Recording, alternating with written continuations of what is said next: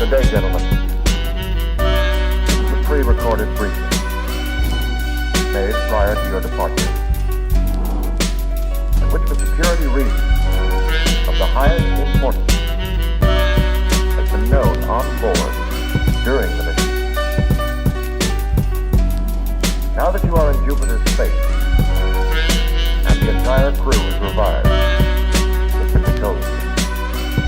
18 months ago,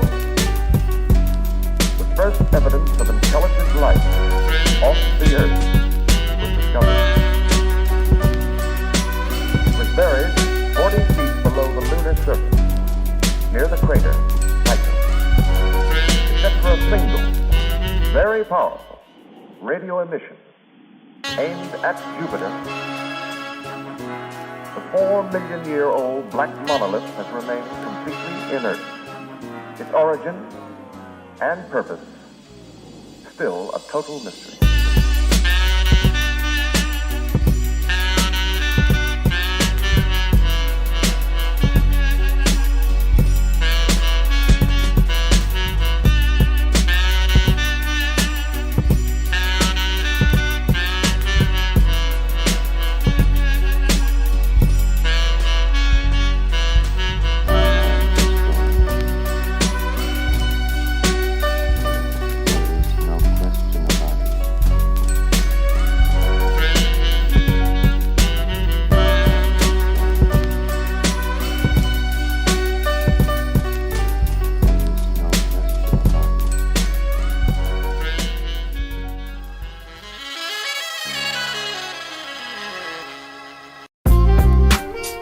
You're listening to my daddy, All Gorilla MC.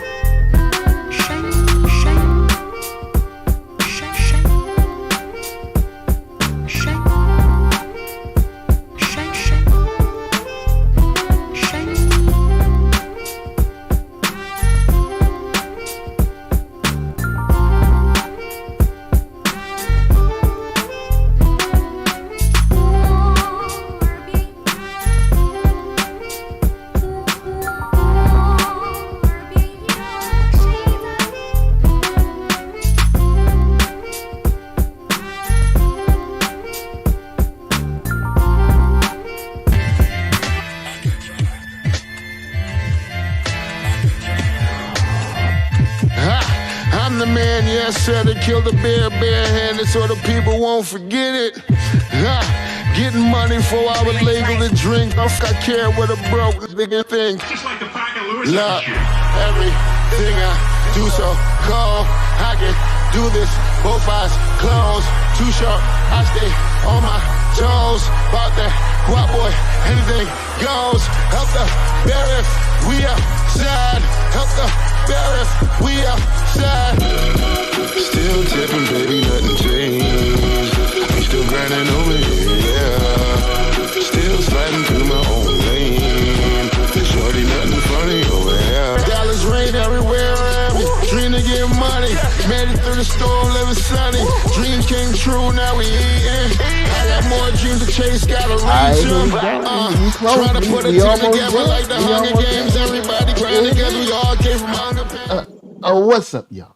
How y'all doing? Welcome one and all. To NERDSoul, Facebook, Instagram, Twitter, TikTok, podcast, all that jazz. Hit that like, subscribe, and share, because we about to talk about Thor. Thor, Love, and Thunder. You know what I'm saying? It's a story as old as time. But before we get started, we ain't by ourselves up here. We have esteemed gentlemen, all right? Right in this square, all right? You know, hey, you know him. You love him. All right, he's one of the duo of the dynamic duo of the South. Keith and Blerdish, what's up? What's up, y'all? How y'all doing today? We're gonna talk about this Love and Thunder and stuff. All right, now in this square, who I hope will be our positive view. All right. Cause I give to you, gift. Just please, positivity. Tell him what's up. Look, man. I'm looking forward to doing this. Another Marvel breakdown. Look. We give the positive. The positive might be with the back of the hand, but there's a positive. Oh, it's positive. Oh, okay. So, positive might be with the back of the hand. All right. Okay. Well, right over here. All right. Last but not least, 133 yards. Jason Reeves, what's up? Hello. How you guys doing today? I'm being positive as well. Cool. I'm bringing a positive. Oh, all right. First thing, shouts to Jenna James. Shouts to Kid at Heart. There's another user in here called Black and Critical. Whew. That's what we about to get. Black. Jason, is that your burner account? Right. Man. Black and Critical. Black and Critical sound like Jason's burner account. like when he log into the account, he'd be like,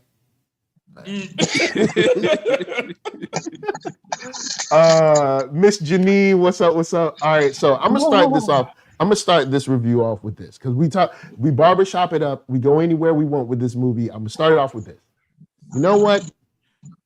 Oh, sorry. This is full spoilers too. You don't look. You turn back now if you don't want to know that.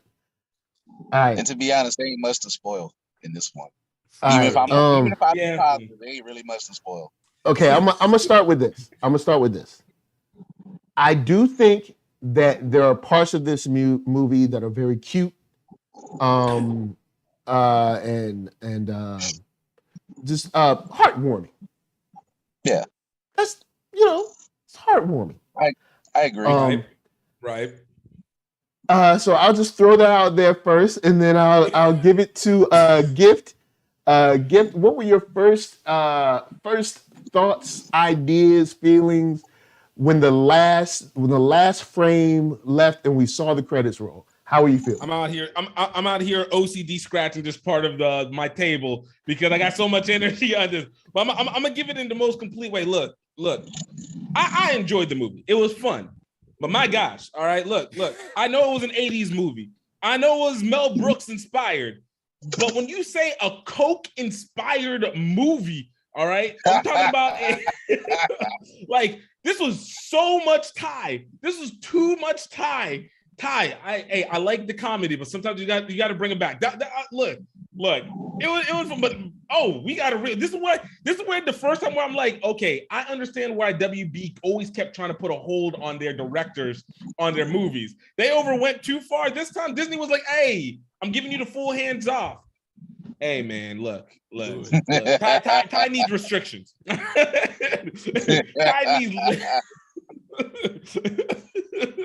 Okay, Keith.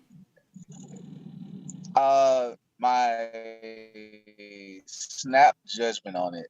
I like how you said cute and heartwarming on some things. It was a movie. It was okay. It was a thing. I had fun, but ultimately maybe forgettable. And I'm gonna really dig into a part that was definitely, or person that's just meh. Okay. But you know, I think we all agree on who that was. I agree. Tiger might need a little bit pullback, less coke. Don't give him the good blow. Give him the maybe just give him some Gatorade. Maybe a Red Step Bull. on it. Step on it. Step on it. Don't give him the freshly stepped on powder. Kind of feel like what if they had the technology what He-Man wanted to be back in the 80s, and that was also a coke fueled dream. But it definitely felt like a little. Not that I know personally, but if you had one of those dreams, it's like that was a thing. I'm going to forget it because it's too wild or too strange, and it's like okay, it happened. Fun times. All right, Mr. Reeves, what you got? You know how I feel about Phase 4. It's just this movie is indicative of Phase 4. It's all over the place. It has no direction. Like, was Taika even there? Like, did he show up to the set? I don't know. Yo, there's a movie in there somewhere, and sadly, there's like 4 movies in there somewhere. Yes, but like, I agree with that. Yeah, I agree with the click, man. Like they need some step on that coke, man. Run it back. Like pause. Let's powder. Let's take a day and think about this part of the script and that part of the script and the rest of the part of the script, and then let's make sure it all goes together. Open a bag of money and coke, and Taika said. But hold on. Look, I wish they'd have took some of that coke and that money and put it on Moon Knight because that's where it was needed. We about to have a whole different discussion right now. I'm gonna step back from this. I'm gonna step back from this. We focusing in. I'm sorry, but why Moon Knight guys look like the ghetto, and then we go to super omnipotence guys, and it's the golden realm. The white guys look all perfect and gold everywhere and everything. What? We ain't see one brother in the set. You know what I'm saying? The Egyptians, they was covered. They had 2 brothers there. The 2 brothers with the big holes in their mask. They was going, woo. That was the brothers. But trust me, we gonna get there. We gotta pace ourselves. We early in this. I know we gotta pace ourselves. Now, Moon Knight was the ghetto. Is all I'm saying. Yeah. So, all right. So the Moon Knight guys be in the projects when they have they. So I peeped this. I was watching the movie, and when the movie ended, I'm thinking there's 2 things I'm thinking. One, so y'all started with the idea of this last stitch of how cool that would look and how cute and heartwarming that would feel, and said, okay, make a movie about that. It's like y'all didn't start at the beginning. Y'all started the idea at the end and was like, all right, let's just make something that leads up to that. And then why? Okay, I know Taika Waititi has his style, but you working. Okay, when you trying too hard to be funny. Yes. All the time. There's you spending more time trying to be like, is that funny? You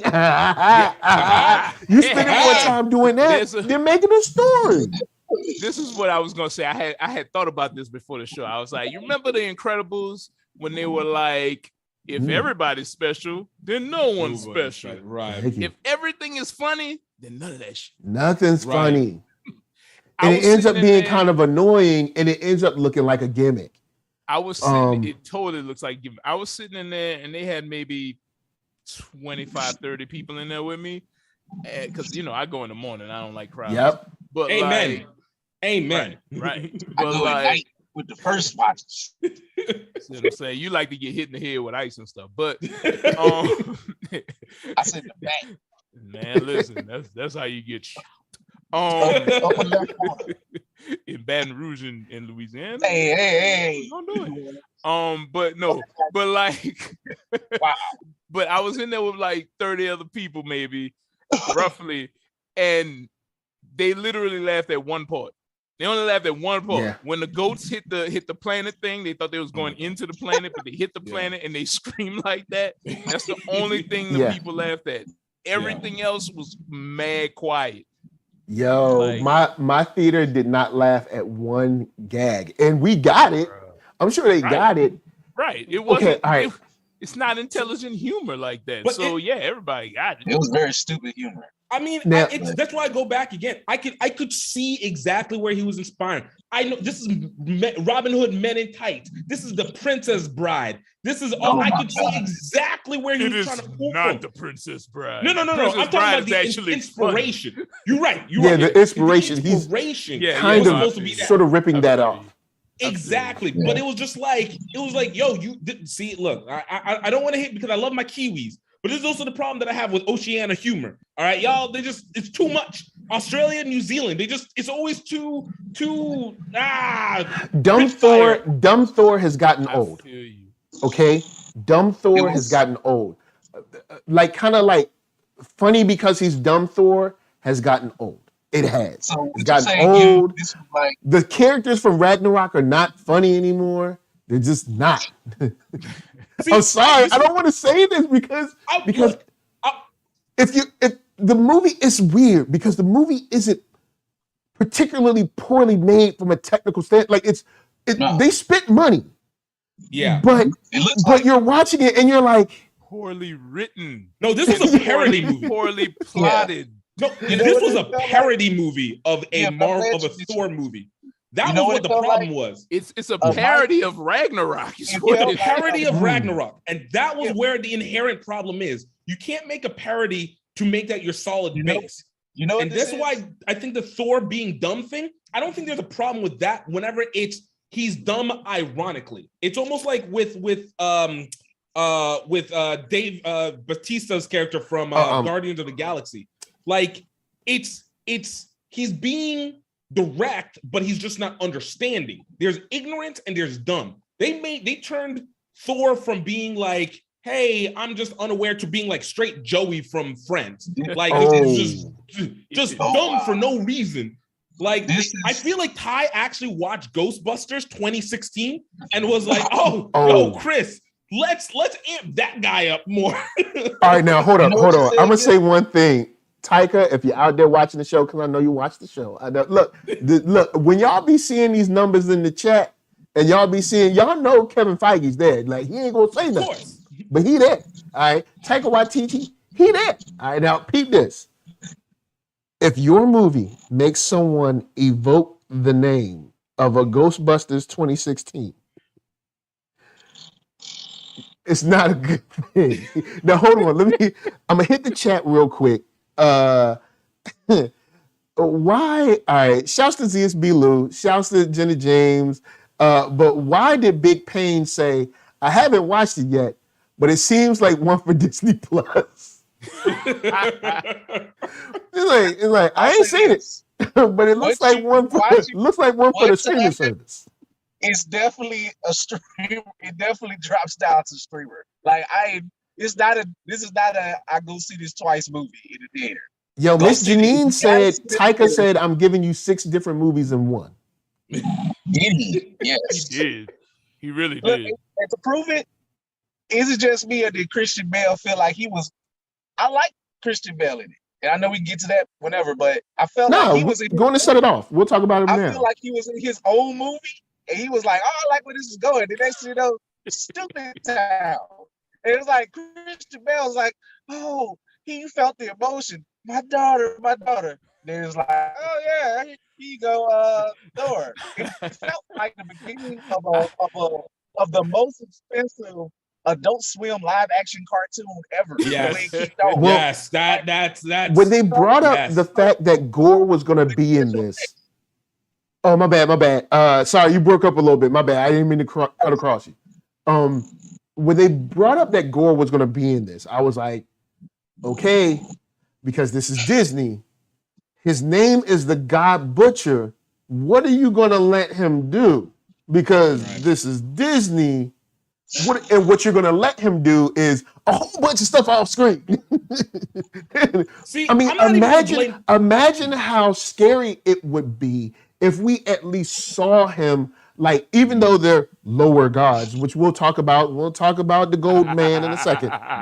Even though they're lower, if we could see them maybe scared, running, maybe hiding, and then like him stalking them, and then like them trying to fend for themselves, and it's like it's nothing. It's like the Terminator's coming after them. Then we'd be like, oh snap, we know why this guy is scary. All we saw was like a whole bunch of stuff, pictures and story. Like, oh, this person dead, and this person dead. Oh, well, I guess we got to be scared of them because these people dead. Listen, the God Butcher in Jason Aaron's run was a God Butcher. You dig? He wasn't playing. And why? Where's the prosthetic makeup for the God Butcher? Why he look like Christian Bale like that? It's like, Chris, what's up? You good? Yeah, I don't want to see Christian Bale face. I want to see an actual alien, the God Butcher, man. Let's go. Now, but I guess you can't have her being Thor's daughter at the end if she don't have no nose, dude. She gotta look like a regular little. I'm gonna just chip in on that. If I'm Christian Bale, you're gonna see my goddamn face. That's fair. Why? That's not fair. That's not fair. No.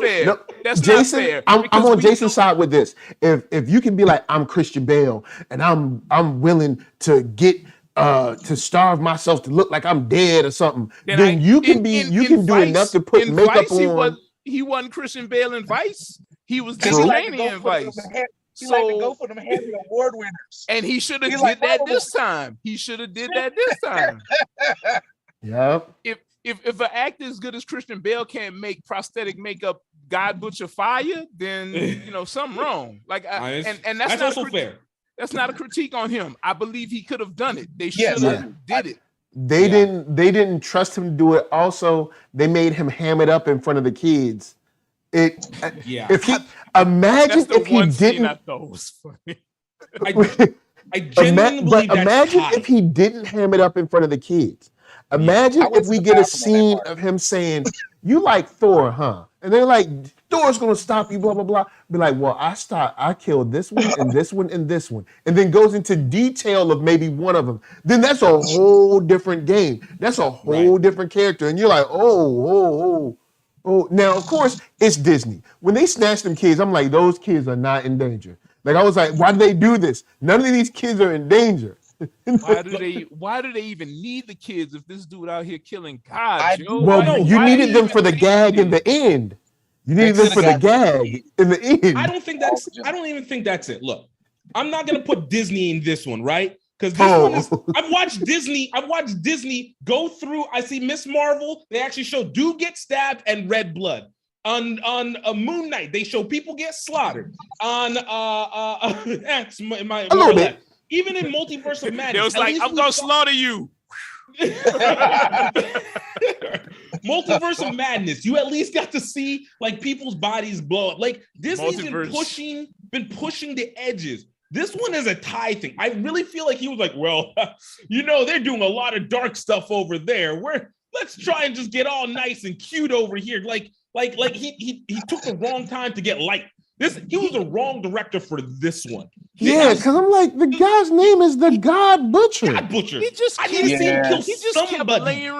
kept layering on cutesy bootsy stuff for no reason though. Like, okay, you got the kids. Let's just be cute with the kids, but then we got to be cute with Thor making jokes. Then, oh my God, Natalie Portman making jokes is the single worst thing. Like there are some.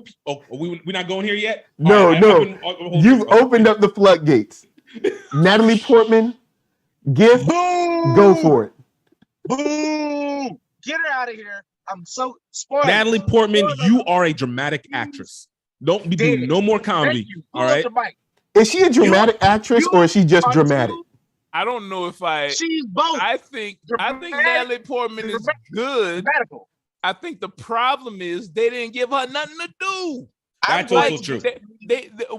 She has her storyline is she's dying from cancer. Natalie Portman correct that. But instead of letting that land, it's all about the jokes. Yeah, you're right. What's my catchphrase? Because there's a serious. Like, there is a when you in comedy. Based off of what I saw, it sucked. Natalie bores the hell out of me. I don't get why she's this vaulted actor. I really don't. I don't get her. She's good. She's legit. She's legit. Like, look, but here's the thing. I'm gonna just say it and then I'm gonna let you do your thing. But check it. In comedy, when you have a duo playing off each other, one is the straight man, one is the comedy. Natalie Portman is the straight man, and having her come in as Mighty Thor as well is a perfect thing to make her the straight man to Thor's goofy, lovable bro dude, right? Preach, brother. Preach. Keep. Oh, you're done. I'm handing. And there is a very strong, pointed, reflective story about I have something that is killing me. And the only small thing keeping me alive is the lasting gift from my ex. Yeah. That I'm still sort of in love with, but I'm not going to say anything about. Right. But every time I drop this moniker or drop the power or whatever, I'm dying faster. So am I only Mighty Thor? Am I Jane Foster anymore? Is Jane Foster already dead? And Mighty Thor only that is all that's left. There's serious things to see in that scene when she's staring in the mirror, but we don't get that. We get what's going to be my catchphrase. I hate to say this, but it's like Mighty Thor should have been a Disney Plus series by itself. Well, listen, no. I'm gonna tell you what Mighty Thor should have been. I'm gonna tell you what Mighty Thor should have been. But go ahead, Gift. Go ahead, Gift. Do your thing. I was just gonna jump into the fact. Actually, the movie actually played this thing out exactly as you would expect it to do.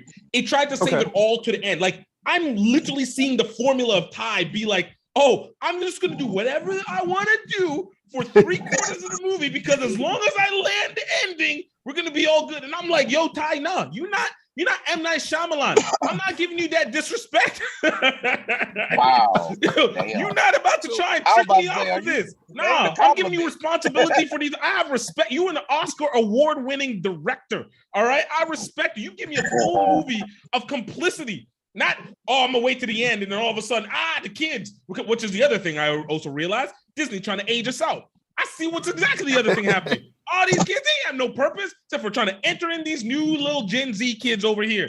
I see you. No, you support on us. We got another 10 years, at least for us. Before we try and bring these little... And Disney, Disney, I know what you're going to try to do, Disney. You try to get Gen Zers for rugby. You do the same. We all do the same thing. Now, peep this. I know for people that watch this show, y'all know my antennas be up, but just let me have this for a second. Disney, you thought you was slick by having a young brother turn into get some Thor powers for a second, right? But that young brother who already has an amazing black father that was in his life, hashtag Black Dads, he decided to take the name and moniker of a white man and fought to have that. I was so mad. Preach. I was so mad, brother. There weren't no black musicians that he wanted to be named after. Disney? All right, now I will take my antennas off. Could have been Lenny Kravitz in this mug. Yeah. Why couldn't be Lenny? Couldn't be Kravitz. Couldn't be. There's no other. We're gonna use this licensed music to the fullest. We're going all the way. Guns N' Roses. Let me say this. They didn't even address the fact, which was an important fact. They diverted to it for like 10, 15 minutes. That Thor told Mo Yuner to take care of her. They didn't even mention that after they showed that, which means that wasn't a part of the strip they added there. Like, something like in again, this is why probably while they were filming, like, yo, man, it don't make no sense for this thing to just work for her for no reason. Well, snap. All right, cool. Get Chris back here real quick. Let's film this scene. Whenever Thor and her are talking, he never mentions a part of like, if I was trying to get back with her, I'd be like, I told the hammer to take care of you, girl. Yeah.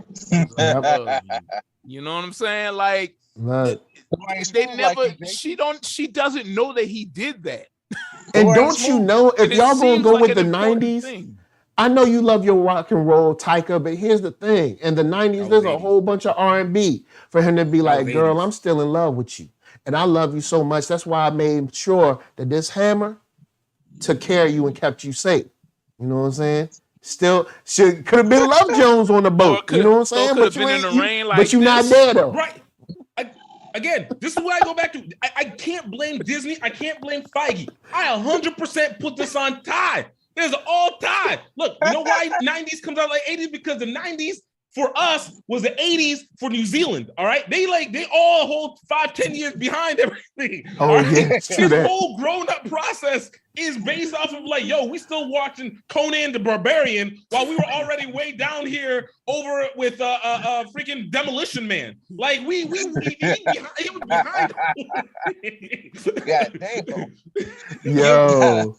All right, so Kid at Heart brings up a good point, because I did not take the young one to see this with me, because we've decided, hey, yo, PG-13, there's some stuff in there that kid, you know, my son is 4, you know what I'm saying? I know he loved the heroes, but we got to stick to the little golden books, because right now he's 4, can't be seeing all that. Now, someone brought their young children, and there is a scene when we go to see all the gods, and I'm just going to open up the door to talk about the gods, and we speak about a certain event for grown-ups, and we use the word over and over again. So Kid at Heart says, Dad, what's an event? That event with the O event? Like, because they hammered it home to try to be funny, but it wasn't funny. Nobody in the theater laughed. But so now when you riding home, you know, your little boy or little girl, they're like, so Dad, it's like, how's it going? It's like, oh, what's the such and such? It's like, it's a don't worry about that.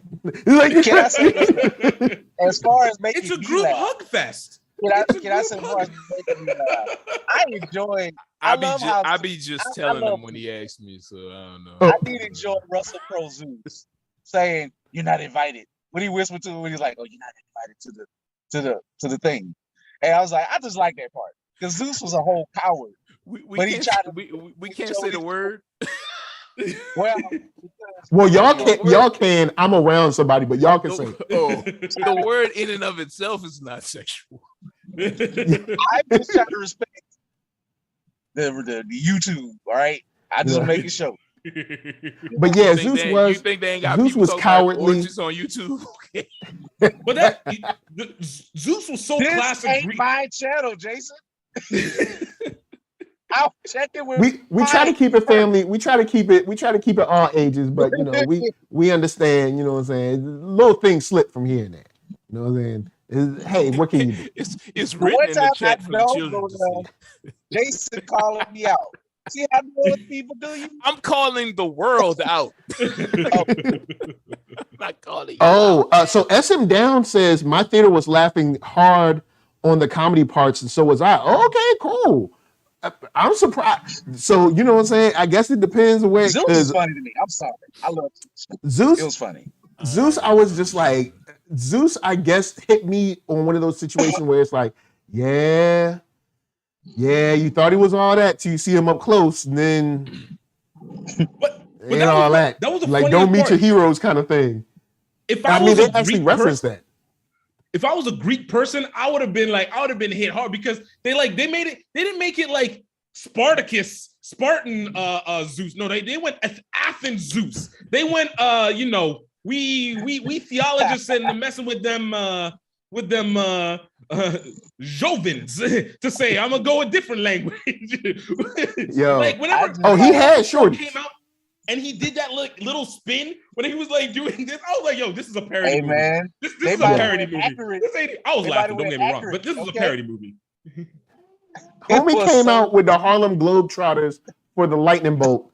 And I was like, man, ain't they like mad important? And there's even a story behind Zeus trying his hardest to hide what's really going on from the other gods because maybe they're scared too. There's a story behind that. But what we get is the butt naked gag and, you know, all the ladies fainting. And first saying, hey, look, I'm Zeus. Who you fainting? You better get up. Right? Who you fainting? I don't get why they knew of the necro sword. They knew that the god Butcher was doing stuff, and then they just kind of I understand the commentary, like gods are so haughty that they would not do anything, but at the same time, they're literally like he's literally out there about to go to eternity, and you kind of know about it, right? Like, also, why not say, hey, Thor, I'm gonna let you do your thing. I don't care what you do, but don't bring Stormbreaker, because that's the key. That is kind of those, like, on how it should have ended. Oh yeah, let me get this yoink. In fact, I'll go even further.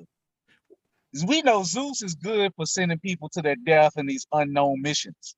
He would have been like, oh yeah, you gonna handle my problems, but give me this key. Go die for me. All right. And since we talking about Zeus, take your cousin Hercules with you. So since we talking about Zeus, let me go on. And SM Down says Zeus was not important to this story. His lightning bolt was what they needed.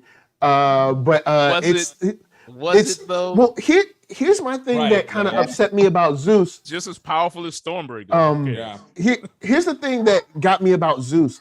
I wish he actually died, because then we could have it's not that the stinger wasn't impactful. I was like, oh, okay, cool. I'm feeling where y'all want to go with this one. I'm not mad at that. But I think I'm not mad at Hercules and maybe some other ones being like, you know what? But I think there's more power in him standing over or leaning over a casket or leaning over a bloody body and being like, you know what? I'm gonna be honest. Heroes gotta go. And then it's like, oh snap! Now we got a nice little, at least a little morsel before we get to your boy, the I guess the one behind all or whatever. When he got zapped with the lightning bolt, I really didn't think he died. I'm like, is Zeus on weapon? Why would he kill him? So I guess I got it right in my mind. I was like, man, he just messed up a little bit. Well, I mean, he got him straight through the heart, so that's why I thought he was gone. Because I'm like, he got him straight through the heart. Like, if you would have got him in the arm, I'd have been like, oh, all right, this is a flesh wound. You know what I'm saying? But he got him dead center, so I was like, all right, maybe, you know. But I mean, that's Thor's fault. He's still not aiming for the head. You know what I'm saying? He's still not aiming for the head. But you know what, the thing that I took from it on this one, I'm sorry. No, go ahead. At least was within the connection, because again, even though within like we said, there's a story within a story. I'm gonna connect this to Moon Knight again, because it kind of connected on the factor of like the gods having separated themselves out into that different realm than they were as opposed to what they were supposed to do. So like, I feel like this is those little pieces. This is why I said I feel the separation between Kevin Feige's vision, Disney vision, and Ty's vision. Ty came in full hard. Too successful with Ragnarok. Look, I'm gonna even put this, and I'm gonna continue my point. But whenever I saw Rita Ora, and Tessa Thompson in that picture together, all making out, I should have known how much power he had. That would have been too much. So, but to the point of it, like the connection, at least loosely based, they at least addressed what we knew from Moon Knight, which was that separation was creating a problem. So in Moon Knight, we had Harrow in that, but in this situation, the God Butcher coming through. And now at least it connects a little bit better with Eternals to at least assure why what's his name finally has the necro sword at that point. You know, so it's like what's his name? Jon Snow's character. Black Knight? Black Knight, right. Because it didn't make sense the Necrosword being over here, and then we also already addressed it in the Eternals at it was the last scene before with Blade coming in. So man, we ain't even addressed a huge hand coming out of the ocean. Just do whatever you want. I mean, also, why are the Celestials kicking it in the Omnipotence world or whatever? Like, what is right? That makes reference no for reference sake, for imagery's sake. And I hate that. Like, I don't like. If you're gonna, I always say, if you're gonna deviate, go to full 9, but make a good story, right? But if you're not gonna fully deviate, then why just throw people in there? Especially when you have a whole nother movie that has the Celestials in it, and they're like the big bad. Now real quick, Geeky Andre said those are 2 different swords. So at least that's cool. Those are 2 different swords. So word up. Ebony Blade, Necro Sword, gotcha. Cool. Thank you, Geek. See, Geeky Andre, that's why we got you here. That's why you're here.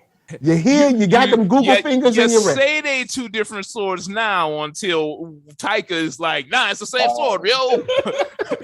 And this is why it's funny. Ultimately, we don't know what's connecting.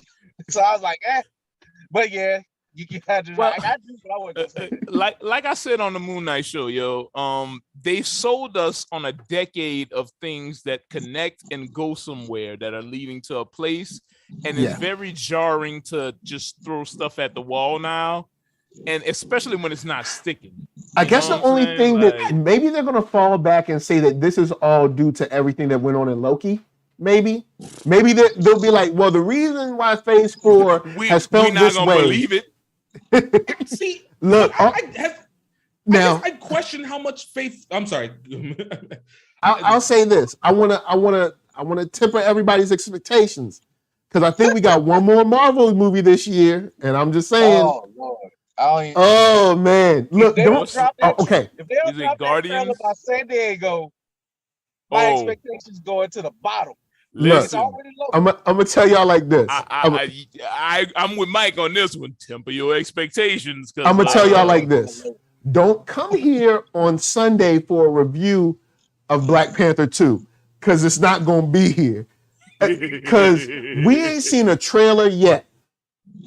And all the interviews that we've gotten from the cast members was like, just the energy was just, we just wanted to do well. Here's what you need. Yo, man, it was crazy. The set was fun. You can't wait till you see such and such. You can't wait man, you should see such and such. They killed their role. You don't see none of that. All you hear is, the energy.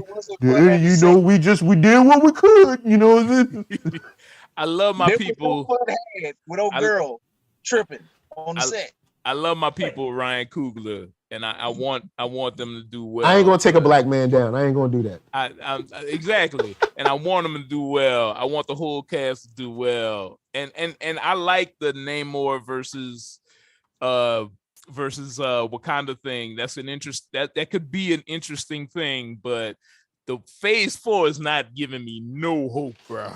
Yeah, because I gotta come in caping for Phase 4. All right, come on, give us some hope. Give us hope. Because look, I feel like we have to continue to remember how these phases go. These phases are movies, plots in itself. Opening first third is always slow, jarring, get to know your characters, enter people in. The point of it was establish the multiverse, establish all the problems with the multiverse, and also give people new characters, aka these Gen Z kids, which I think is also a lot of the real issue is. But it's bringing these Gen Z kids into an era that now they have connection. Look, I feel you. I would be 100% with you. If it's stuck like they did the first time they did it, and I'm not and I'm not the dude that's like adhering to you must do it like you did in 2008. That's not me. But what I'm saying is they're introducing. Let me take Sam for a minute. They're introducing us to a new Captain America. When they introduced us to the first Captain America, it was solid. He's Captain America, y'all. He got the shield, y'all. He doing his thing, y'all. Stay tuned for Avengers. This Captain America is like, I don't know if I really want the shield. He's going to give the UN a stern talking to. The only thing Sam sticks to is to say, we should love America, guys. y'all don't know what y'all talking about. All this millennial stuff y'all saying, it's America, and just love it and do what it say and wings. And I know I just said a whole bunch of stuff about y'all. Trust me, I'll give a stern talking to the UN. I'll give them a stern. Listen, you know what? It Cap lost me when they killed the anarchist political character, the young sis. When she could have been a perfect foil for his Go America attitude. She should have been in prison. He should have been trying to rehabilitate her, and they should have came together in the middle. That's the Captain America I want to see. I would have agreed with you if she had done anything of value. Gift on, because we talked about this. I hated the goddamn flag smasher. She was terrible. I thought she was one of the dopest characters in the show. Everybody else in the show was whack. Terrible. What? Everybody else in the show was whack. Sam was whack. What's my man? Battlestar. Battlestar was a boy hostage. Man, yo, all right now. Don't get me started on that show. Listen, Battlestar and his family, man. Okay, look, this is a black show. I'm not. Let me finish caping for Phase 4. Let me finish caping for Phase 4 first. Okay, go ahead. I diverted you. I'm sorry. Okay. No, it's all good. I love it. My point is, I feel like everything has been said about. Look, we need to establish characters. We need to establish bases. All right, we gotta set the base. The only one that seemed disconnected, in my opinion, was the Black Widow. But again, you added it for the Hawkeye, and really, let us help introduce in Netflix into this. All right, we introduce him because right now we got so many. They said, look, like what happened in that first Phase 1, which honestly, Phase 1 was mid because we had Iron Man 2, that was Phase 1. We had the Incredible Hulk, which in reality is mid. Iron Man 2 was mid, and Thor was mid as well too. We only had like Iron Man. I like Iron Man too. Iron Man was dope. I give you Thor. Yeah, Iron Man was dope. No, Incredible Hulk in retrospect was mid. Like it became like less and less. But the point I think that was a function of the actual PR department, Disney, possibly, and all that stuff. Because if they had let that thing be its thing, if it was actually, it's not in the phase. It's like out of phase with all the Marvel movies because they didn't want it to be or whatever happened to it. So technically, I don't think it was a bad movie though. Okay, fair. But I think Phase 4 has been the process of what do we do when we actually are now making comic movies, not just movies about comic books.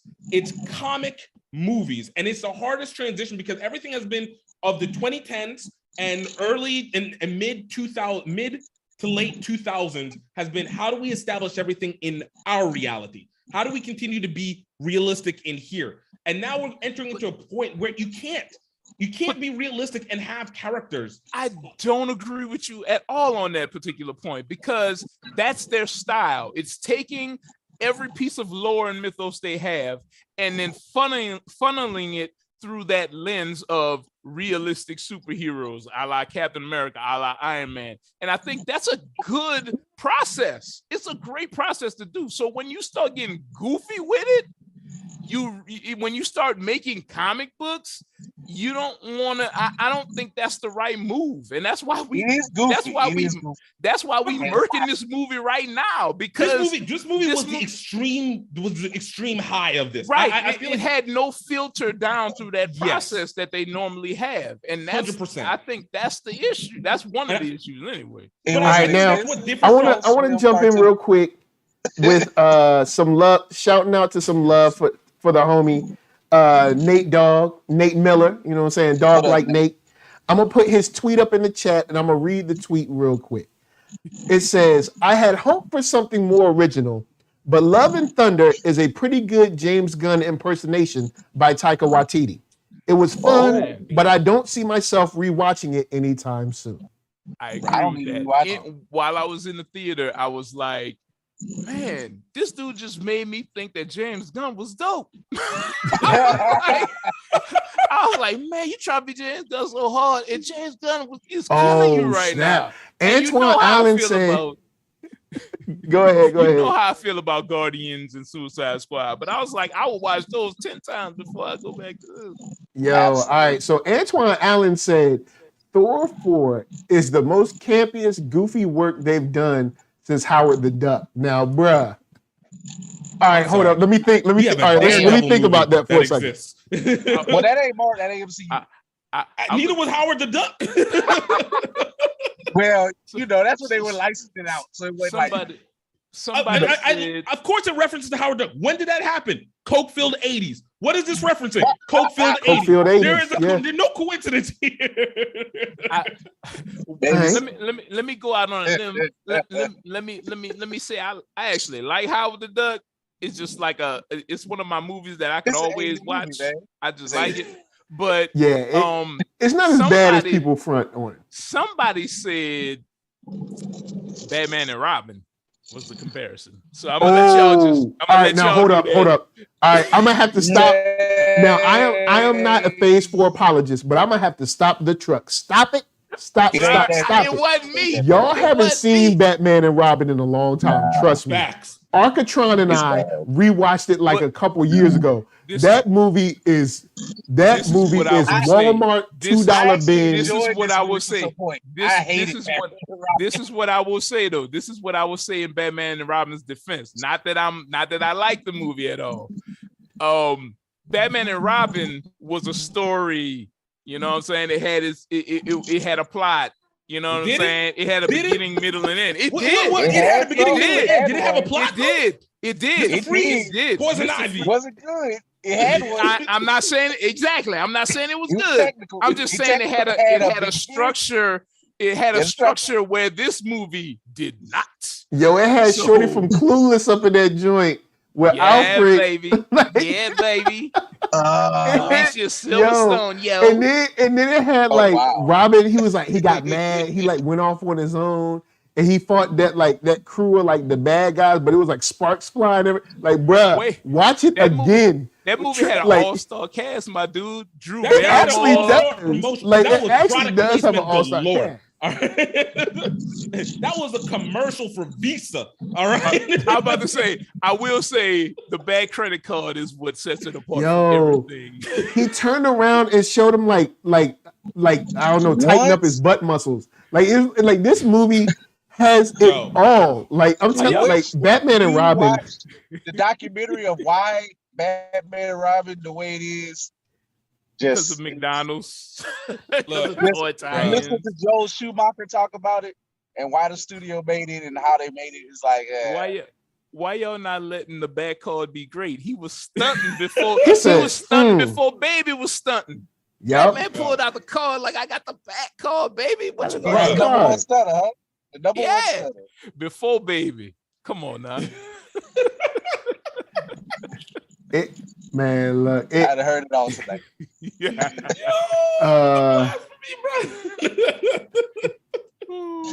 But I'm gonna say this. Let me say this for Phase 4. Ms. Marvel is better than this movie, and it's just as colorful and I agree. Just as sort of comic booky, but I think it's grounded. I agree. Yes. And that was the funny thing is. Oh, go ahead. Oh, no. I was just going to say the biggest issue was it wasn't, I have no problem with comedy, but it was the fact that they never let you breathe. As long as they never let you breathe and have those serious moments, and look, Marvel always has comedy in it. I have no issue with that, but you got to let the serious moments hit. Like you guys used the example of the cancer hit or Tessa Thompson Valkyrie trying to figure out being the king of new and that's a good plot New line Asgard. to have. Yeah. Like they kind of crapped all on that particular plot line, and that's a good one to have. Yeah. Like he wanted too much Korg. Too much Korg that he wanted too to much come Korg. in. Like when Korg didn't die, I was like, you gave us something, Ty. And then he took it back. I almost Hollywood has been doing this a lot lately. Ran down. Hollywood's been doing this a lot lately. In genre entertainment where it's like, oh, someone's dead. Man, dang. Well, I feel it. It makes sense. And it's like, psych, they're not dead. They're here. Oh, and they're here for the gag. And with the second she tied him behind, I was like, I was like, Taika, come, man, I get it. You're funny, man. I get it. I get it. You're funny. Trust me, I believe you're funny. You don't have to prove it to me no more. Call his own number like ISO Joe, man. He was like, ISO, look, just give me the ball. Give me the ball. Clear out. This is gonna be a one-on-one.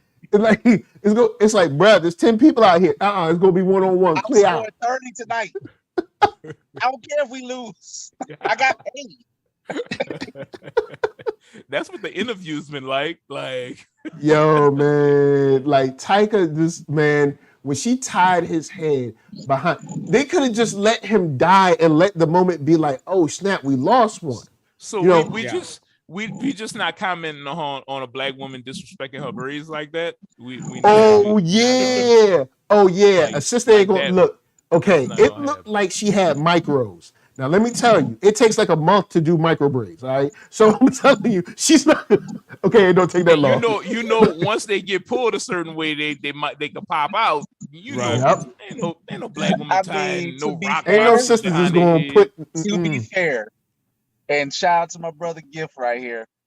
When have Marvel ever respected braids? Because they're that terrible wig that they give it out Idris. Man, don't get me started on Idris, man. Listen, Idris and Mordo, man, they went to the Tyler Perry department of hair when they got their stuff. I was like, where y'all get this hair from? Y'all got all this money, y'all got spaceships and Eternals and stuff, but y'all can't do black hair. What is going on? Y'all ain't got a barbershop in the city? More. First of all, get the lady who did the design work for Black Panther, hire her for black all the time. Everything black people. If you gotta do something, you'd already had a person who's good and won an award for these designs. I'm sure you can get a top-notch hair person. Because man, it's rough. Don't do that hairstyle ever again. But you have to respect the characters in general to make them want to look cool in the first place, and that's the problem. Because every movie, every Taika Thor up until this point is like, you're useful. You're useless, Heimdall. You're useless, dude. Welcome to Valhalla. Welcome to Fantasy Island. Like what? He's Usher. He's a greedy. All right, hold on. In Ragnarok, he did have a little moment of being Moses. You know what I'm saying? He was Moses for a second, and then he died. Not in Ragnarok. He died in Infinity War. No, you're right. Not a tie issue.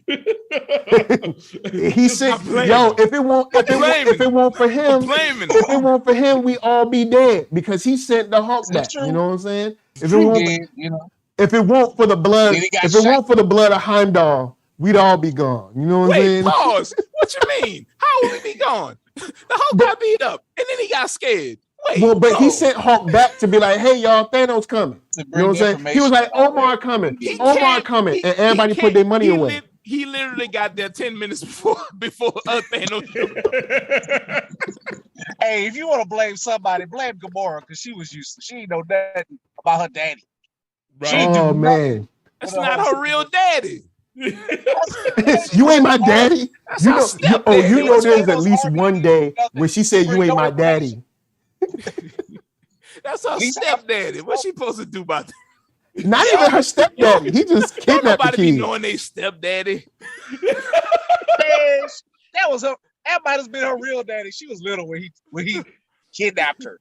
She was old enough to know who her real daddy was, though. He just took her. He was like, "Come here, little girl." And it was like, he was like, "Shoot it." And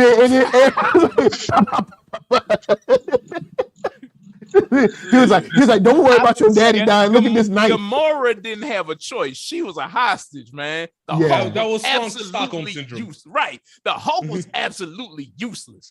Also true. The second he got judo chopped in the collarbone, he was done.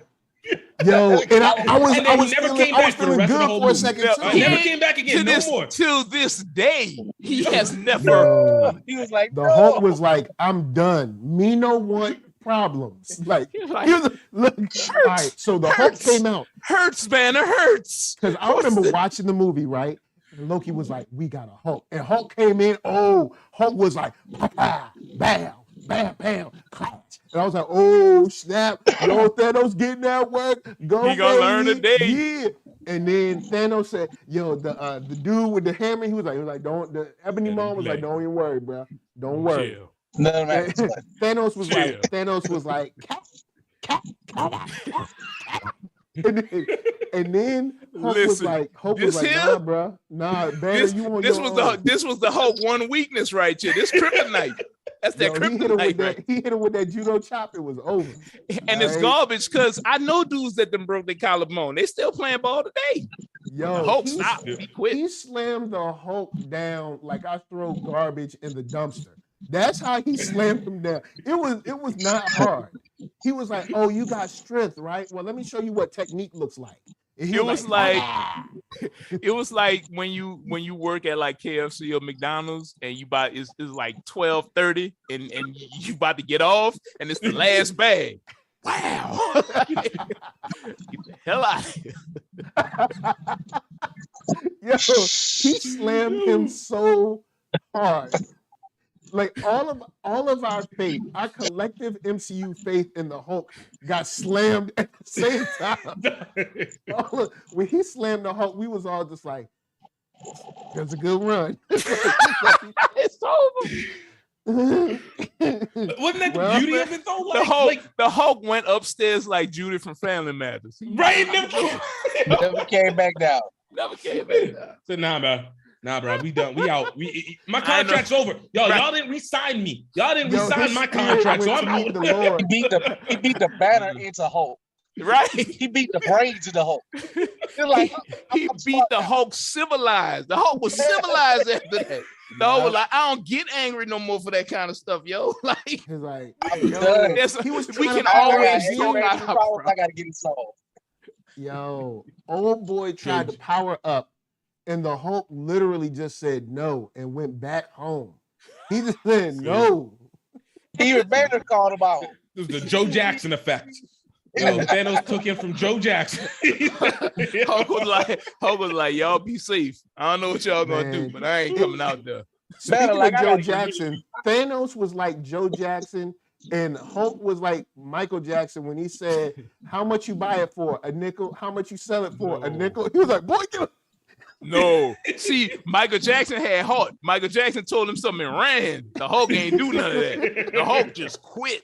The Hulk was like the other brothers. He was like, I ain't going to. Everybody was getting beat by Thanos, and Hulk was been, in the other room like the rest of them. Like, oh no. Yo, and that's why. Back to what you said in Eternals, Jason. Eternals wouldn't have did nothing with Thanos. They would have got beat up too. Man, y'all think Icarus would have did something? Oh, Icarus could fly. Icarus got eye beams. Man, Icarus would have got toe up. All right. Man, Dollar Store Superman ain't about to do nothing. He said Dollar Store Superman. Yo. Man, got that Dollar General Superman. Dude, Superman. Yo, Family Dollar Superman over here. Yo, Icarus up in here. He think because he got cool hair, he gonna do something with Thanos. He ain't gonna do nothing. That dude too emotional, man. That dude was like, "What have I done? Flying to the sun." Dude, you wait. And he got to the sun man fast, but still, like, I guess we just cut. We was like, all right, he been flying for a while. Don't worry about it. Don't ask no questions. I mean, like, he just. I guess they was like, so wait. Icarus, is that like mythology? What does he do? Oh, flying to the sun. Icarus! Oh, God. He's smart, y'all. What's the most trite thing we can do with this character? Oh, yeah. Yo, all right, so I know there's people. Zeus be loose and Judy, no. All right, so check it. So peep this. All right. Yo, I still got an idea that Judy is alive. All right, Judy went upstairs. She was homeschooled for the rest of her life, right? Then she got a work from home job. She's still upstairs. All right, who was homeschooling? I ain't never see Harry go up the stairs. Yo, like, what you call it? The other lady, the other mama, she was doing it. Because she ain't had no job, remember? Tell me Hopkins wasn't homeschooling that girl. What is it? Michael Jackson's mama, the little Michael Jackson. She was Thelma Hopkins. Hopkins. So she was doing it because she ain't had no job. She did. She ran the burger joint. She worked in the ice cream shop or something. Yeah, she had the burger joint. You know what happened to little Judy? You think that little that machine that turned Steve Urkel into Stefan was powered by that little liquid? Yo, I'm gonna tell you, that girl was inside that machine. All right, that was the soul of that little girl trying to be able to power. That's how he said that we're gonna take your stem cells. All right, you stay forever young in my body. They was in Chicago. I'm gonna say drive by. Oh man! God damn, son. Carl Winslow arrested the wrong person. Wow. All right, so peep this. I got love Straight bullets for the character in general. This is a nitpick, but I know. Look, we almost at the end. We've been on here for an hour. Might as well get this out. His suit looked a little too colorful for me, and I know, we in the coked out 80s. I know. But his suit came off Party City style when Mighty Thor's suit came off kind of like, oh, okay, you the real one. And like, what? I don't know what you wearing, bro. Like, go on with that. Party Thor, man. I ain't had a problem with it. I ain't had a problem with it in and of itself. My issue is always, and I guess because I grew up on anime, there needs to be a reason for the suit change, like you powering up. You know what I'm saying? Like, hold up. Last time we saw him power up, he had the braided beard, and like even with that, it made sense because it was like classic Viking lore. Like that one felt like it was more Roman, and I was like, yo, why are we changing the whole culture?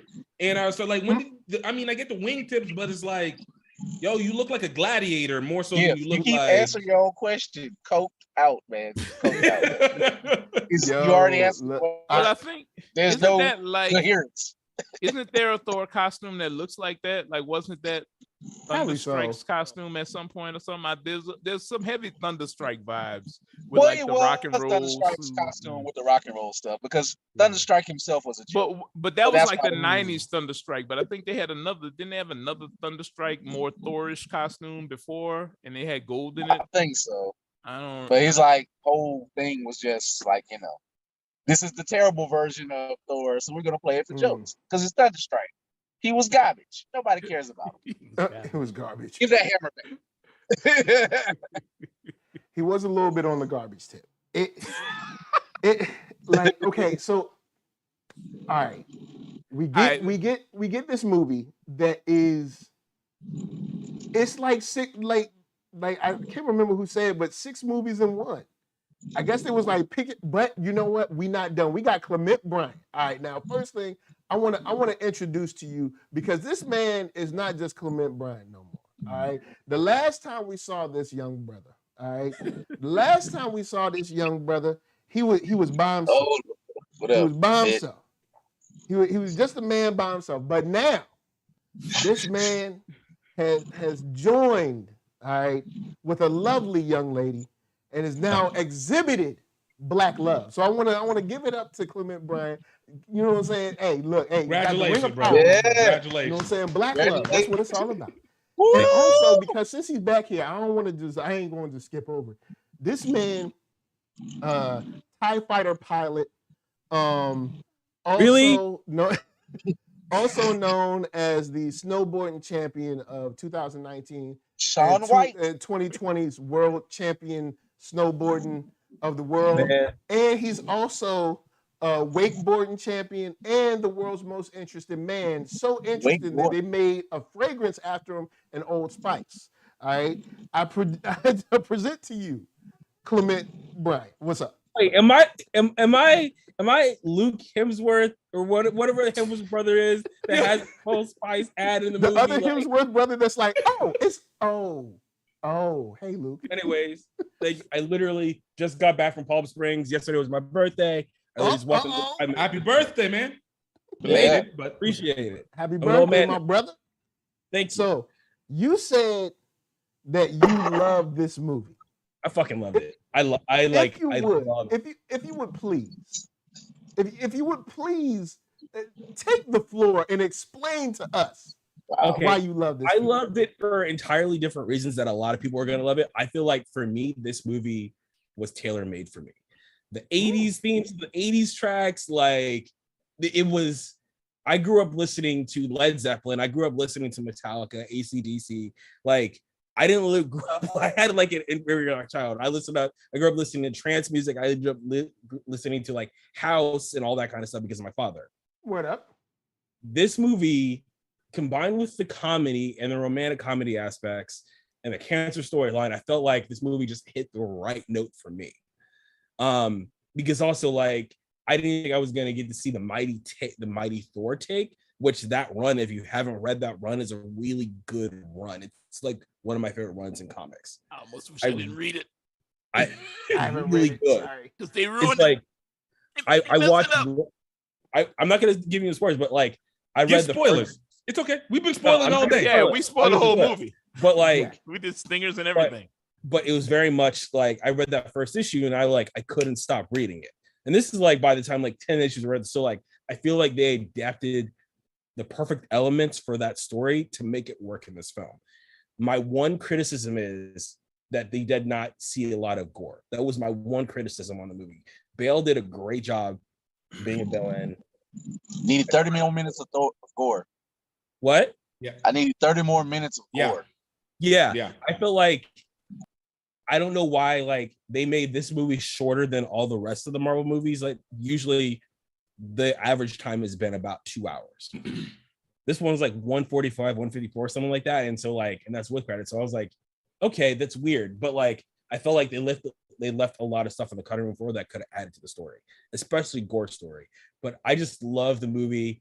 The screaming goats for me, I thought would get tired after like 2 seconds, but they kept working. Really? I like it. All right. You know what? Hey, man. I'm willing to see this tape. I don't want to be that dude. But I don't agree with you. Interested. No, like every time that they were used smartly. And so like I thought Taika was gonna do Taika, where it's like the goats are in every single scene, screaming in every single scene of the movie. That's where I would have been like, all right, but like I felt like they used it really intently, and I was like, all right, cool, I'm good with that. I felt like it was in every scene. Kid Hart said, not going live, the goats had me rolling. I thought the goats were like funny at first. I was like, yeah, I see why you giving them things away. And then like this ain't no gift. I was like, oh, you, Thor. I was like, what felt missing to me with the goats is that I didn't get the final power burst from them. Like I didn't feel like outside of them being a driver for the boat. Like if the screaming goats had at the end been some way a part of they should have been helping the kids fight. Exactly, or something that would have made them like it would have stand. So their screaming made it more heroic. So it becomes more war cry than annoying blasting, burning my ear, bleeding it out each time. Then I would have been like, yo, I feel like it would have taken it over the top. And then the joke would have actually anchored for me personally. You know, but I think because they just were just like and then that was just it. And then it was like we run, but it's like and I was like, yo, these are like super powerful beings in the comics. I'm sorry. Like they're legitimate power beings. When they hit that damn planet, I'm sorry. When they hit the planet, I laughed my ass off. I'm sorry. The planet gag was good. The planet gag was good. It was funny, but I was like, oh, they screaming. They screaming. Oh, yeah, that's the gag. I get it.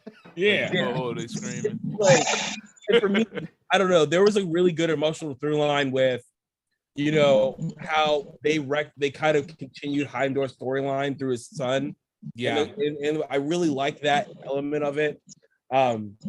There was like effort taken to connect this movie to the rest of the MCU, where Ragnarok was like still part of the MCU. There were still references, but like they made it itself contained story. You didn't really see a lot of those other elements in Ragnarok. You mentioned it here and there, like the Avengers reference in the Quinjet, stuff like that. There were little tiny references, but this one was like really self-contained. And I really appreciated that. And I also like this movie because I like to call this movie. Good. Oh, I like to call it uncontained because I just can't. That was contained. It's an uncontained movie. I'm go ahead, interested to see this take because I'm open to it. I'm open to this interpretation. I liked it, and I also like there were no multiverse stuff. Like I got kind of burned out on the multiverse a little bit just because they've been mentioning over and over again. Not that I don't like it, but like it was a nice palate cleanser for me, just like to kind of just come in and worry about this one story and not worry about everything else and how this is going to connect to the multiverse. How many where's Kenny, where's Loki, where's like I was like, this is a good part where it's just about. I agree with that.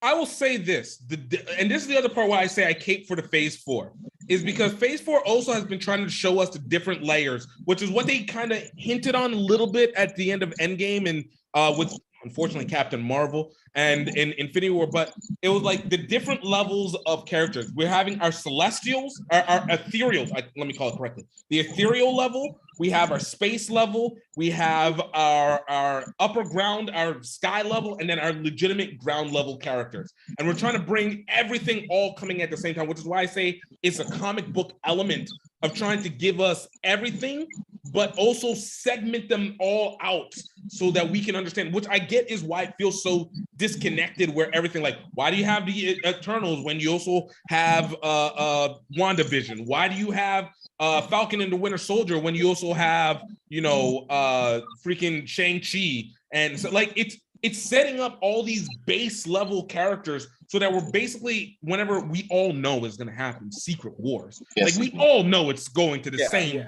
point. Is whenever we do know that. I don't know that at all. I don't get a sense of anything going anywhere. And I'm gonna say if the problem with that is the segments is if it mostly takes place on Earth though, then it can't be segmented. These huge events happening all in and around and of Earth, and these characters keep acting like they don't know it, and that's not how the Marvel universe works. I mean, whether it's the 616 or the MCU. I will say this with the thing which you saying you're not sure about how it works. I mean, where it's going. I don't know where it's going, and then also connecting to the point of like all these characters kind of knowing about one another. And hold up, real quick. Antoine Allen said there's a background sound. Someone mute and see what it might be. But anyway, going along with the part about them not knowing or not really showing that they know about one another. When we brought up the cancer thing, and I know he just got out of trouble, just finished messing something up, but I was like, yo, can't Doctor Strange kind of fix this up real quick? Like, just be like cancer gone, like, I mean, but he just got out of trouble messing with something, so maybe he like, I don't want to mess with that no more. Can I speak on the cancer for a second? Because this is probably my biggest problem with the movie, and with a lot of been done comic stuff before. Like we've been through comic characters having cancer. One of the biggest ones was Marvel died from cancer, and I know a lot of young people ain't gonna remember that, but I mean it was even before my time. But like comic characters have died from cancer in various eras and stages, and to me, what a superhero means to me is somebody who can triumph over adversity or triumph over these big problems. And I think what would have been a boon for this particular movie is if, yes, Jane has cancer, but Thor loves her so much that he takes the wish from eternity and he saves her. And that's the point of the movie, is love prevails. You know what I'm saying? Rather than, gore or whatever, change of heart or whatever. Like I thought we got the Naruto storyline where he changed the bad guy's heart. Well, Naruto going to take the worst person. The difference is it works. The difference is it works in Naruto. It's not a crazy heel turn, but yeah, like I think the cancer thing has been done so much that it'd have been really cool if they just flipped it and were like, yo, this is a thing we can solve. Like you have eternity, you have all these universes, celestials flying around through black holes and all this stuff, and you can't get rid of cancer cells. To me, that's just such a limiting thing. I get the idea that because we're human and it's our plight, we're writing that into these stories so we can feel it and adjust to it and figure it out and think about it. But in terms of these characters supposedly being the best of us, it would behoove us to inspire ourselves while we're writing these things to say we can overcome these things. At least that's my personal thing. That's my huge pet peeve with the movie. I'm just gonna say this. I'm so happy I ain't got to worry about Jane up again. I don't care. Well, I'm just glad we got there. She's out of there. Good. Well, she's not dead though. She's in Valhalla. That's not dead. Where Dragon Ball Z villains go to die. I don't care. And they come back. And they come back. That's why Dragon Ball Z got problems too.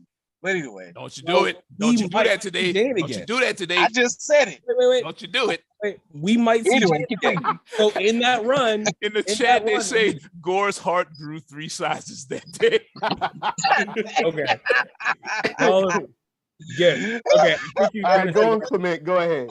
Okay, I think that I've seen a lot of where's phase 4 going? Where's phase 4 going? You gotta remember, dude, we're in a new phase. We're in a new phase. We're back to like where phase 1 was, where they were developing the characters. I think we're going to see Jane again because in that run that I was talking about, Jane is reborn as a Valkyrie. Yeah, right. So that was an unnecessary part of the run that I didn't like. Right. Jane Thor, Mighty Thor is an amazing storyline. She should always be Mighty Thor. Agreed. And what all the stuff that Aaron laid down during that run, I feel like Taika kind of took the stuff that was funny and discarded everything that was good about it. That's my opinion about what went down here. But I feel you, but at the same time,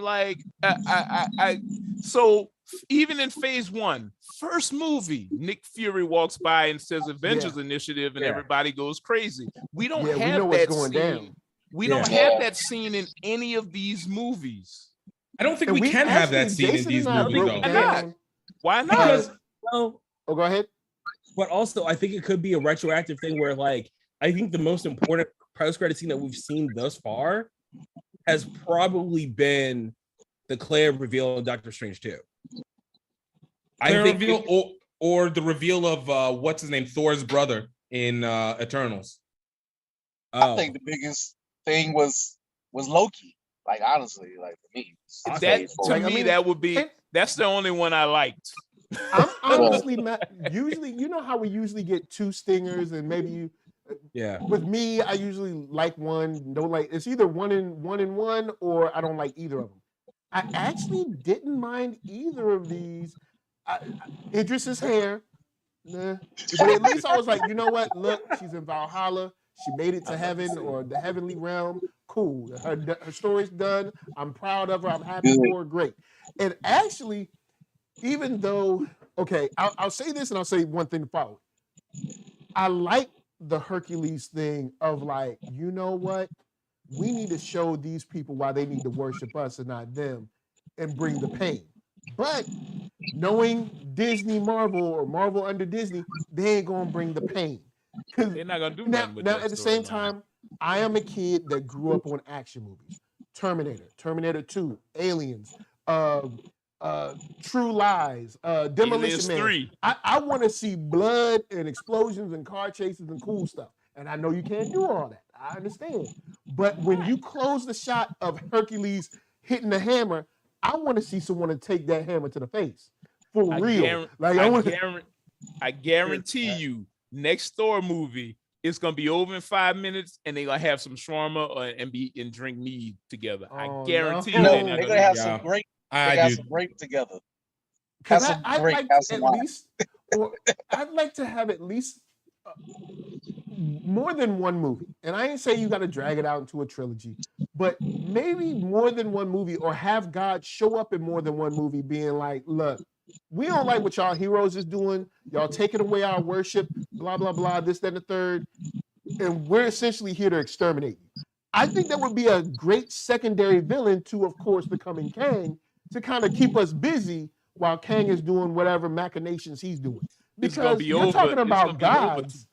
This could be dope. It could be. I think there's some validity in I think there's some validity in that direction. I don't know it from a comic book standpoint, but at least from a storytelling standpoint, I think we're seeing some of the elements, which is why I go back again to say all this phase has been doing is to try and give us all the segmentations of each. The only time that we had it before was the little blip of a scene in Black Panther, where whenever he was standing in the in the ethereal world, talking to his father and looking at and a little look at the original Black Panther. But now you have to establish these elements, obviously with the Celestials and the Eternals, yada, yada, yada, yada. But I do think we have something where it's like, yo, you're taking away our power. We saw it with Moon Knight. I'm gonna always reference this. Moon Knight was great. I will reference it for I think Moon Knight could have been a great door. It's that concept of eventually the avatars have to make a choice. The people have to choose a side, and in the end, Kang is gonna come here to go throw this thing all off, or Galactus, or Mordu, or Dormammu. It like we still have these 3 levels of ethereal beings that we still. I know Kang's not really ethereal, but I mean we still have these 2, and then a guy who just messes up everything to still, discuss this around, and they're to be presented. So it's hard. Oh, go ahead. Sorry. Yeah, no. That was the point. There's smaller moments. Like I think it was either me and Jay Shearer, or me, Jay, and Jason, but we were talking about small things like this. And I pitched this. It's you got Hawkeye at the end of the Hawkeye series. Cap new Cap, Sam, comes to him and being like, "Yo, look, all right, we got these kids. We old, all right. They ain't really got no direction. They could use a coach. They could use a team lead." And then you got Hawkeye kind of graduating to kind of the coach, cut man, team leader, kind of wisdom guy, because we already, he already took in, already took one hero in and was like, you can be Hawkeye too. You ain't got to have a new name. So then him, take Isaiah, stuff like that. And that's what, a one-day shoot, you probably get that done before lunch. Just a quick conversation of being like, yo, man, look, we old. And these villains ain't stopping. And these young kids out here, they doing their thing, but they ain't got no direction. You know what I'm saying? That kind of thing. They do it for the damn joke ones. They shoot that in one day. Welcome to Valhalla. Oh, it's crazy. I'm with the gods. Amazing. It's very interesting that Phase 4 is now like it's running its course, right? We're at Thor, so like that Comic-Con, the Comic-Con reveal a few years ago where they had everything up there that was coming out for the next few years is now done, right? Minus the Marvels minus Marvels and Black Panther. But like, I wonder what's going to happen in 2 weeks, or technically next week at Comic-Con. Oh yeah, with She-Hulk, right? She-Hulk. It's like I think Comic-Con and a lot of people are going to get the answers that they're looking for. I think Phase 4 was they're like, let's just go back. So. I think they're going to take whatever answers they're given and say that is, they're going to take whatever. Whatever P and take it as sunshine, but yeah. But Jenna James says, I'm hoping the same group is recapping the Boys finale tomorrow night. All right, tomorrow night it'll be me, Nate. If any of y'all want to join, yes, but I don't know what their schedules are, so I can't say for sure. But we are talking about the Boys tomorrow, and someone earlier I got word for that too.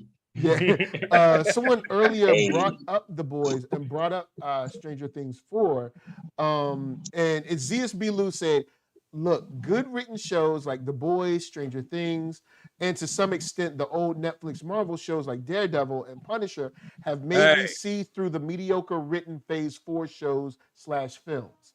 And I agree. Phase 4, it's push back. Multiverse of Madness, and I do like Miss Marvel, even though Miss Marvel, I got an issue with, this. I'm sure we all know some immigrant parents, and there's certain things that I'm like, no, and I know some families that are Muslim, not in the nation, but like they're from Iran. And there's certain things that I'm like, I know they're trying to show the culture, but there's certain things they would not play. Her daddy would not play. But I know the story got to happen. And I do like Miss Marvel. I do like Multiverse of Madness, but the other stuff it's been a roller coaster. It's been up and down. I mean, I could drop 3 movies off in the gutter for me and never have to. Oh no! Here comes Shang-Chi. Black Widow. It's not Shang-Chi. You just want Awkwafina gone. Like, be honest. It wasn't Shang-Chi. It was Awkwafina featured in Shang-Chi. Yeah, Awkwafina always going to be whack. Alone is black like people. So she always going to be whack. She poisoned the whole damn thing. Drop it off. Shang-Chi did poison it all. Do not come for Shang-Chi. Do not come for any of those actors. Shang-Chi is legitimately one of the best Marvel movies that I've seen in a while. So like, I like Shang-Chi. I like Shang-Chi, but I can understand because they did fall off at the end. They fell off. Shang-Chi is one where I wish they did not kill the villain. I like the beef between Tony Leung was dope. Tony Leung was dope. Tony was the best actor in that joint. Now I know we had Michelle Yeoh, but she really ain't have nothing to do in the film. Tony killed, and the beef between him and his father, I think there's more meat on the bone there that we just threw out just to have the dragon scene, which it was a lot. I mean, I don't think they needed that. Like, they didn't need the dragon scene. They didn't need to have an army. They didn't need to have armies fighting armies. They didn't need. I think it goes back again. We need to establish etherealness. The movie where they met Trevor, throw it away. The moment Trevor came in, cut, throw it away. Rest of it, done with it. I disagree with that. You got to agree with me. That's fine. I'm cool enough. Terrible. Second half of that movie was garbage.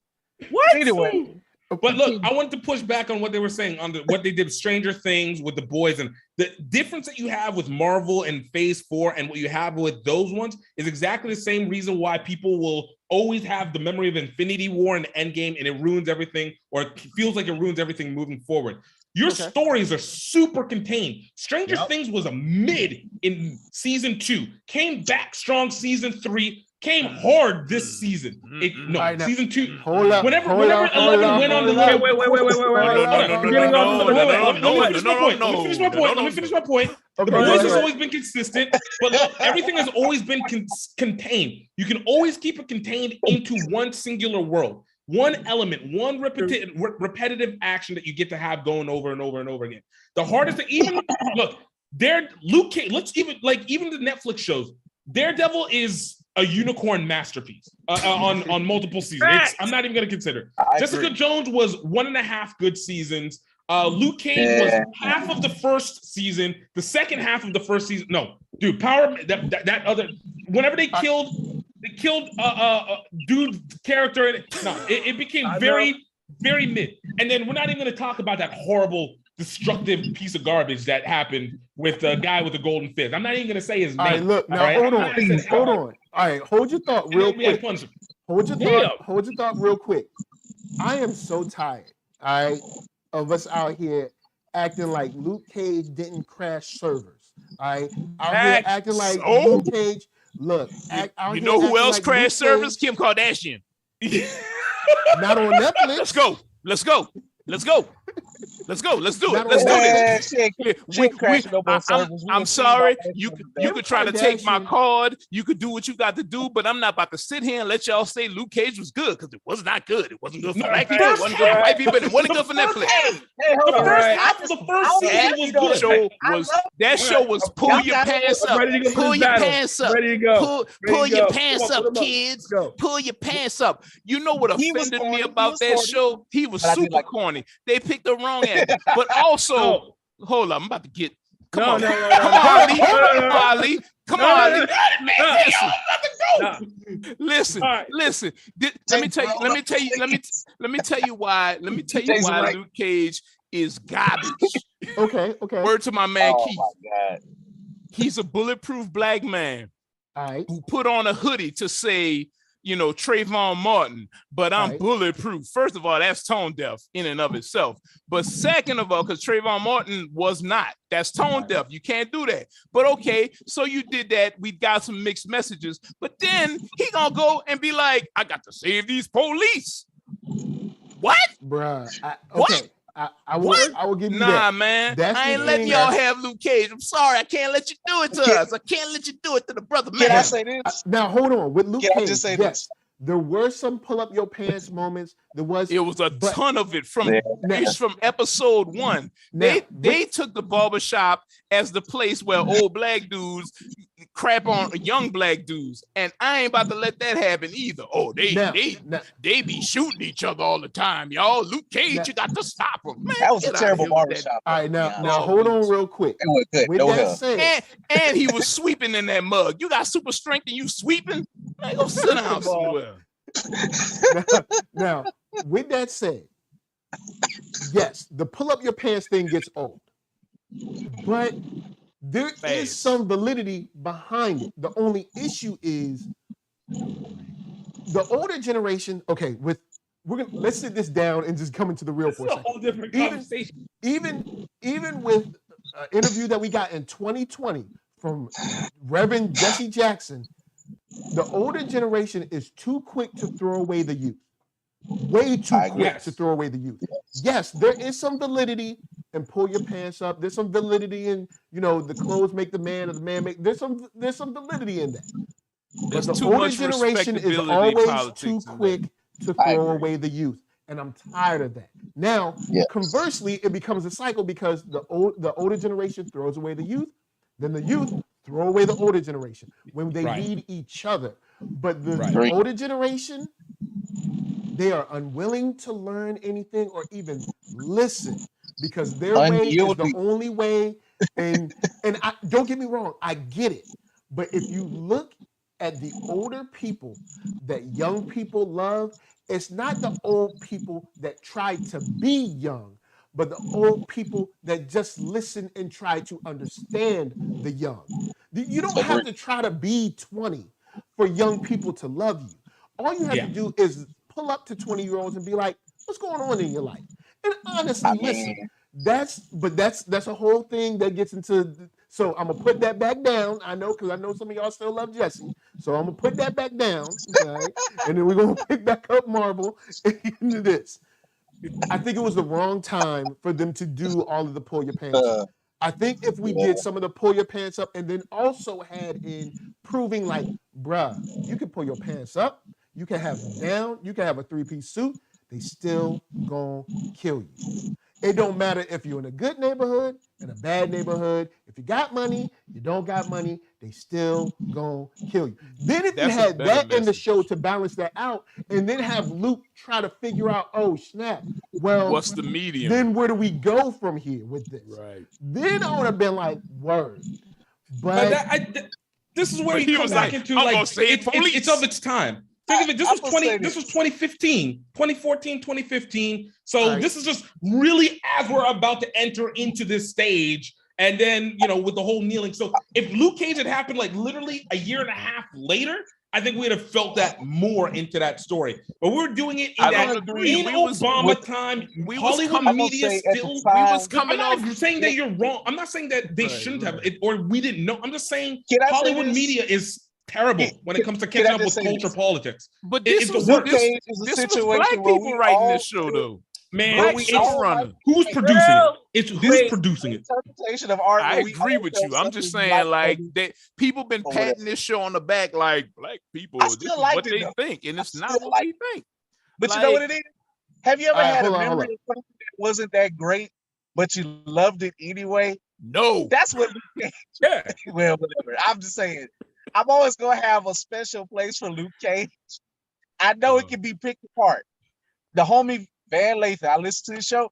He had the same argument and talked about if you really pick it apart, you're going to dislike Luke Cage. I never liked Luke Cage. Wait, I will still say first half. It was a time where for me when I watched it, I know where I was going through things in my life, and it was entertainment. I wasn't even in my house. I was flood, living with my mother-in-law. it kept my mind going elsewhere from dealing with crooked contractors, and I enjoyed it. Me and my wife enjoyed it at the time. But yes, retrospectively picking apart, yes, it was. I think at the time we needed it, but as we sat on it for a while, we were like, ain't need it. I ain't need it. It could be done better. Did you pull your pants up? Well, my pants have been pulled up for a long time, but I mean, Mike, you lying? You be saying, Mike, why you lying, bro? Don't tell these children that. Hey, bro, I ain't like your folks. You're gangster lean. I'm a good. Before I start, because Clement had something to say. Clement was trying to say something. Before Clement, I'm gonna throw it to Clement, but I will say this. I've pulled up my pants for a long time, but I will say there was a moment in my life where I wanted to be a baller. Shot caller. 20-inch blades. 20-inch names. On the Impala. I thought like, especially like the highway. The first couple seasons. Get away. Yeah, you gotta finish the song once you start that. Well, true. You can't start that without us. I thought the first couple seasons of Black Lightning did that vibe better. Yeah, is all I'm saying. Like, true.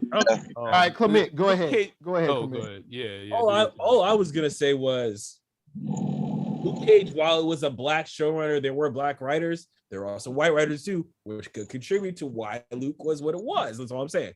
But first, the other thing was, the reason why I kind of gave Luke a pass was because, at least like from my reading, I didn't read every Luke Cage run ever made, but inherently the character is corny. So that's why I kind of gave it a big pass, because I was like, he's written to be corny. He's written to be that guy. Like even when the more stereotypical part of Luke Cage back in the 60s and 70s, he was made to be corny, and they carried that out through the run. So it's like, I gave Luke Cage a big pass. And granted, I do agree about the killing of Cottonmouth. That really upset me until I understood why they had to do it. Contractually, they were bound to do it. Yeah. They had to. That's why Mahershala came on to Luke Cage in the beginning, because he had another project that he wanted to work on. So that was the reason why they had to. Otherwise, Cottonmouth would probably still be alive. Yeah. But so I understand it. So I gave that. I was like, all right, cool, fine. There were some things about Luke that I couldn't give a pass, especially when in the season 2, he started going all Godfather-y, and I was like, that feels wrong direction for the character. But like, there were things like that. Bushmaster here and there. But like, for me, at least season 2, Bushmaster kind of handled Luke's ass a lot of the time. Man, yo. Bushmaster took Luke to the mat. Man, homie hit him with the Eddie Gordo on the corner. Like, homie was like, yo, hey, yo, you seen Tekken Tag? What's that? Bat? He's like, this is not your home anymore. It's mine. I'm like, oh, all right. I was done when he took that shotgun to the face and he was like dead for 4 days. That was like, what was the point? Like, you supposed to be bulletproof. What's going on here? He bulletproof, and then at the end of the season, he ain't bulletproof. Okay, y'all. Well, they were special bullets. Weren't they supposed to be special bullets? Oh, yeah, that's right. They was like special bullets. They were into his cells. My homeboy Rashad got a name for that. Plot punch. That's what I'm saying. Like, all those, like, Phase 4 is different from that. You can't compare The Boys and Stranger Things, Umbrella Academy, and that, because it's so much easier to contain them. They have their own world. Yeah, even Umbrella Academy was two rooms. All right, like I don't know if I agree with that with Stranger Things. Stranger Things is like at least 3 worlds. It's upside down, inside the mental world, and the real world. Yes, everything within the same character. Got multiple things in sci-fi, retro. Yeah, they doing a lot. Stranger Things speaks to turning the 80s and the 90s somewhat into like this superhero / sci-fi / horror narrative. They're doing a ton of things in Stranger Things. So I don't know. To jump off of that real quick, Stranger Things is a master class on having like 400 characters, and like, bruh, they got They got Stranger Things is the Dusty X-Men Bun. we deserve. Is the X-Men we need. They got Lucas, Dusty Bun, Mike, Will. That's main. Then L. Okay. Then they got Mama Joyce. Mama Joyce, Hop, and then the Russian dude Murray, that's like weird. The Russian dude. Then you got Jonathan, older brother. Then you got Steve the Hare Harrington. Then you got the girl Robin that works with Steve.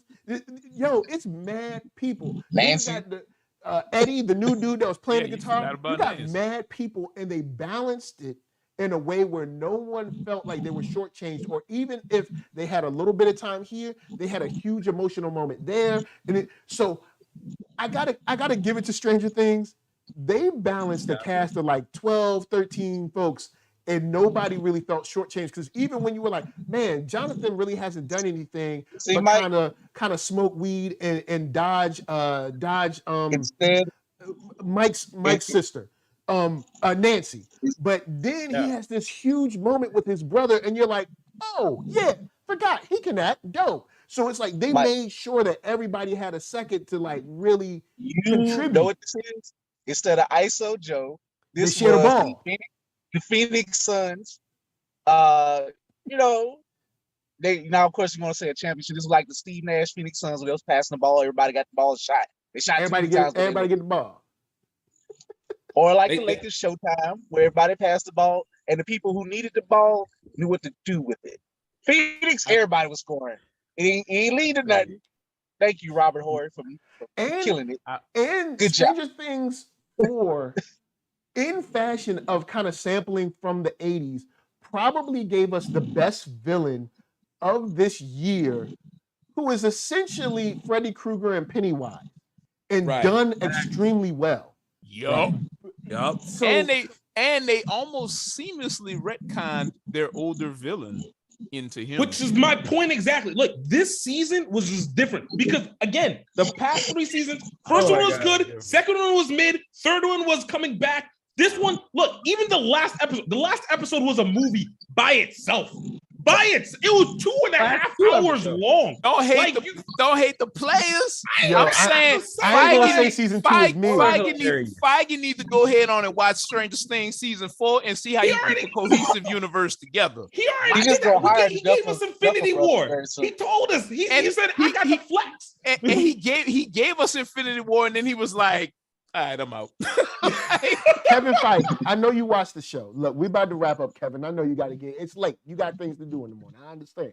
Look, I want you to sit down. And I want you to really plan out the rest of what you're doing. Because I know you under Disney, so you've been talking to them Lucasfilm folks. And I saw that interview where your boy JJ was like, we didn't have a plan. Yeah, we knew that. But you don't want to go down that route. You want to keep your plan. You had a plan. But we know you ain't got no plan. I trust you. Jay, I know you ain't got no plan. So. I trust you, Feige. I know you're trying to bring the X-Men in and bring it in naturally. I see you with all these fantastic, you bringing them naturally. All right. I see what you're trying to do. Don't let these people make you feel like you're on the wrong path. All right. I know you got the right path. You're gonna give us what we need, the Wolverine we deserve. You're gonna give us our X-Men we deserve. If Hugh Jackman is Wolverine, no, then I lose my faith in Feige. If Hugh Jackman come back at one point, other than a multiverse spot blinkage, I'm gonna fight Feige on that one. But anything I'm gonna say conversely, Feige. I know you ain't got no plan. I know you just throwing noodles at the wall, and I know they ain't sticking. I know you ain't got no plan. So when you feel like saying it's Kang, and everybody gonna be like, it's Kang. He knew it all along. I'm gonna be like, nope. I'm gonna be like, nope. I'm gonna be like, wait, Thor: The Dark World, Age of Ultron. Okay, those were mid movies back. Wait, I have a I give you Thor, but not Ultron. He's sitting back in his chair and be like, these people have no idea what is about to come. I bet you. I bet you. We'll see. Is there a D23 this year? There is a D23 this year. All right, so we'll see either San Diego or D23. We'll see. But I'm gonna say, look, I'm gonna just say, Wakanda, don't be expecting. Look, I know y'all want to put them hopes up because it's Ryan Coogler, and I don't want to take down another black man. But I'm just saying, them joints, Bruh, it's a Black Panther movie. Coogler hungry. It's a Black Panther movie without Black Panther, man. Come on. All right. I refuse to believe that they're not recasting Black Panther. I refuse to believe that. I want you to go to Papa John's and order the cheese sticks. Don't get no pizza. I want you to go to, I don't know, McDonald's and don't get the fries. I want you to go to I don't know, some you taco, go to your local Chinese restaurant and don't get a taco. And don't get buffet. I want you to go to the Nike store, and instead of buying some actual Nikes, you buy like a wristband. I want come on, man. It's called Black Panther. And, we kind of want the thing that you said it is. Technically, it's Wakanda Forever, but go on. No, it's Black Panther colon. No, it's small. It's small Black Panther. Wakanda Forever. Yeah. There was like. There's going to be a Black Panther. They're not gonna just be like, okay, we're just gonna explore Wakanda. They're holding that back, and I think I don't think it's necessarily gonna be Shuri. I don't necessarily think that. Because too much COVID stuff. Too much COVID stuff. Too much stuff. Latisha right. Latisha right. You have a choice. You don't want to make someone who is problematic already your new Black Panther. I don't think it's. Please don't. I agree with you, but he's the scientist of the year. He knows what he's talking about. Do not make her your Black Panther for the future. I agree with that, but I'm saying I think contractually she was under contract before she started tripping, and they haven't fired her yet. They haven't done any reshoots. They reworked their contract, so I think that she's gonna be the Panther. The terms of the agreement are rewritten. And Marvel. I think Marvel wants her to be the Panther in the same way they want Captain Marvel, in the same way they wanted to throw Jane Thor in this. Like, I think they want to represent, they want more women superheroes. Right. Cool. And I'm not saying it in a negative light. What I'm saying is I think you underestimate those factors. I think it's gonna be Shuri. I see what you're saying. You have a point. Okay. It is what it is. I think there's a point. She got to bring it. She got to bring it. There's a reason why we have heard little to nothing about this movie, and also like Marvel and Disney, they ain't Sony. So there is something. If there's something that's already happened, especially with Latisha being fired or not, you ain't gonna know about it until the movie comes out until afterwards. So like after the theatrical run, they'd be, she fired. We knew nothing about Multiverse of Madness until they wanted us. We knew nothing about Moon Knight until they wanted us to. So like in the same way, we know nothing about Black Panther. We just know Namor's gonna be in it. We know Human's gonna be saying, you know, Shuri's gonna be. You got a lot of faith in the machine. I do. Look, Feige has done enough to make me earn. This ain't DC Snyder. And usually the rumor mill turns out to be true with Marvel. What Marvel does is when the rumor mill says Tobey Maguire is gonna be in this new Spider-Man, Marvel be like, No, he not. We don't know. No, he not. And then Tobey Maguire being Spider-Man. So, I mean, I feel what y'all saying, and I it's noble to me that you have that much faith. But okay, I'll say this. As a former D employee, as long as I know, I don't know nothing about the MCU, but I'm just saying, like, I don't think it's gonna be Shuri. I have a feeling I don't think it's gonna be Shuri. There is something screaming at me that it's not going to be Shuri, right? It's like I have a bad feeling that it's not going to be Shuri. All right, everybody, what's your prediction? Who does everybody think is going to be? I don't think it's going to be Shuri. The truth is, I'm going to be the next Black Panther. I'm going to I'm going to be your ruler that you people deserve. I'm gonna be in there like I'm this. I'm gonna be the Black Panther. When I see you put that, I know y'all had y'all women heroes, but have y'all had a body positive hero? When I see you put the nanites on, I'm gonna stand up in my seat like. That's the boy. And I do think we're gonna get this, and it's gonna be like what's her name, Kelly dying in Insecure kind of thing. We're gonna call it out early. We're gonna get Shuri. No, hold up, stop. This is a blur.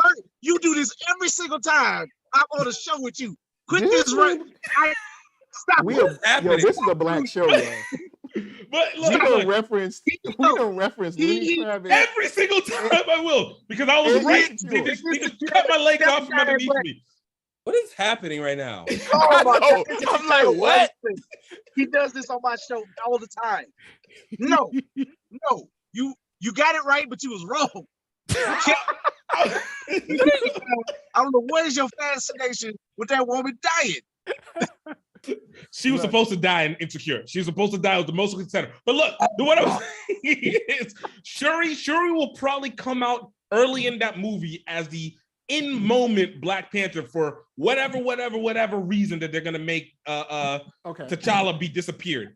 But she's not going to be that extensively. And so like this. And they shut when she got injured, they shut down the whole production for my weeks. point. She Black Panther. She Black Panther for a moment. That monkey, they say one monkey don't stop the show, but she stopped the show. The logic is true. That's probably very true. That's true. Like, it hits the mind, and I'm just like, Jason has depressed me. But anyway, Gift has astounded me again that he can keep references. Put that reference in my face every single time. He finds a way. Anyways, I don't know. It's like I don't like. Oh, look, if Shuri became the Black Panther, I'd be for it, right? I'm not necessarily against it, but I'm like, I don't know, man. Like, it'd be a waste. But they're trying to bring in Riri Williams for the same reason. So I'm hoping like they're not, because so they don't bring in Riri to be able to basically replace Shuri, so Shuri can be Black Panther. But Black Panther Shuri just doesn't make sense. Now you got it. Well, you figured it out.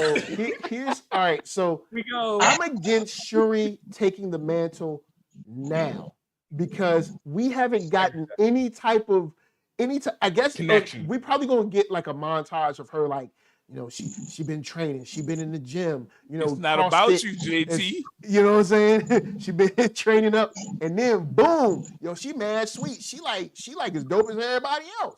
You know what I'm saying? Yeah. She like the top of the tippy top, and now she Black Panther. But it's like, yo, we haven't seen this girl do nothing but like chill out in the lab. Like, you gotta do way more than that to be Black Panther. But you know, we'll see. But guys, all you need is the heart-shaped herb to be Black Panther. But you just brought up, like, what are they gonna do with the herb now that the herb is gone, right? Right. The herb is gone. I thought they didn't they have like one left though? No. They give that to it's gonna go back. Yeah, they get. I'm gonna guess that it's gonna multiverse the herb. They're going to multiverse the herb. What they're gonna do is harvest a power or something. They're gonna harvest a piece of the root that wasn't burned all the way, right? And then they're gonna clip it and put it in a hydroelectric thing. Hydroponics, you can't do that. And then, man, I don't know. Look, I think it's gonna be something exactly you ain't know about my own personal secret garden in the Queen's garden the of the heart-shaped herb. Just said, we don't know. Unless you commit Brian. I'm saying I was asking what your guess was, though. You know what the real guess is? And it's the answer to everything. It's the answer that DC should have did a long time ago. It's the multiverse. Yeah. They about to open that. They about to crack that joint open. Be like, hey, Wakanda, how you doing? I know you don't know me, but I'm you from another multiverse. Yeah, look, I know we need one seed of the heart-shaped herb. You know why they're not gonna do that? They're not gonna crack the multiverse and pull out another Black Panther because it's too easy. It's a no-brainer. It's the smartest thing to do. They're not gonna do that. Yeah. Feige and them don't do that kind of stuff. They're definitely not gonna do that. He's just like, not gonna do that. Oh yeah, because I already pitched the idea of a Black Panther that had lost his family due to a doom war that already went on over there, and then the family over here that lost their Black Panther, and then them learning to be surrogates of one another. I already pitched that. They ain't gonna do that. All right. Somebody in the chat said it's gonna be Killmonger. I would love that. I would hate that. It's not gonna be Killmonger because it's too easy and it's such a good idea. No more. Michael B. Jordan don't need to be in any more of these movies. All right, I'm so tired of Killmonger. The man's crazy. He's a lunatic. You cannot pacify Killmonger from a lunatic. All right, keep this real quick. Killmonger has an opportunity as someone who was not killed but saved by Black Panther, by T'Challa. T'Challa's death, and also sitting in jail with visits from his auntie, talking Dave, just like Loki had. It's a no-brainer redemption arc. Just like Loki talking with his mama has changed him, and him seeing the death of T'Challa being like, you know what?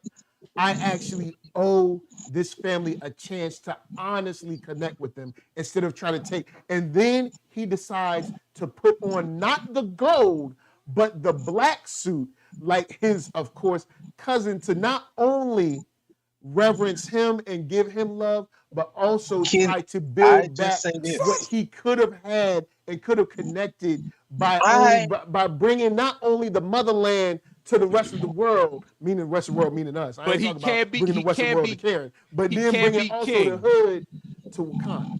He can't be king. Angela Bassett got to be king, and then he's her soldier, right? But even in that, you can't do that because it never changes his ideal. The man was still the sociopath who was gonna say, "I'm gonna kill every person who gets in my way to bring the motherland through. Black, white, anybody." It's called redemption, man.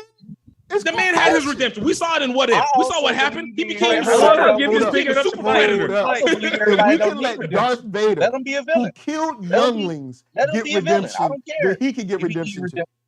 He don't necessarily need redemption from me. It's redemption only for white people.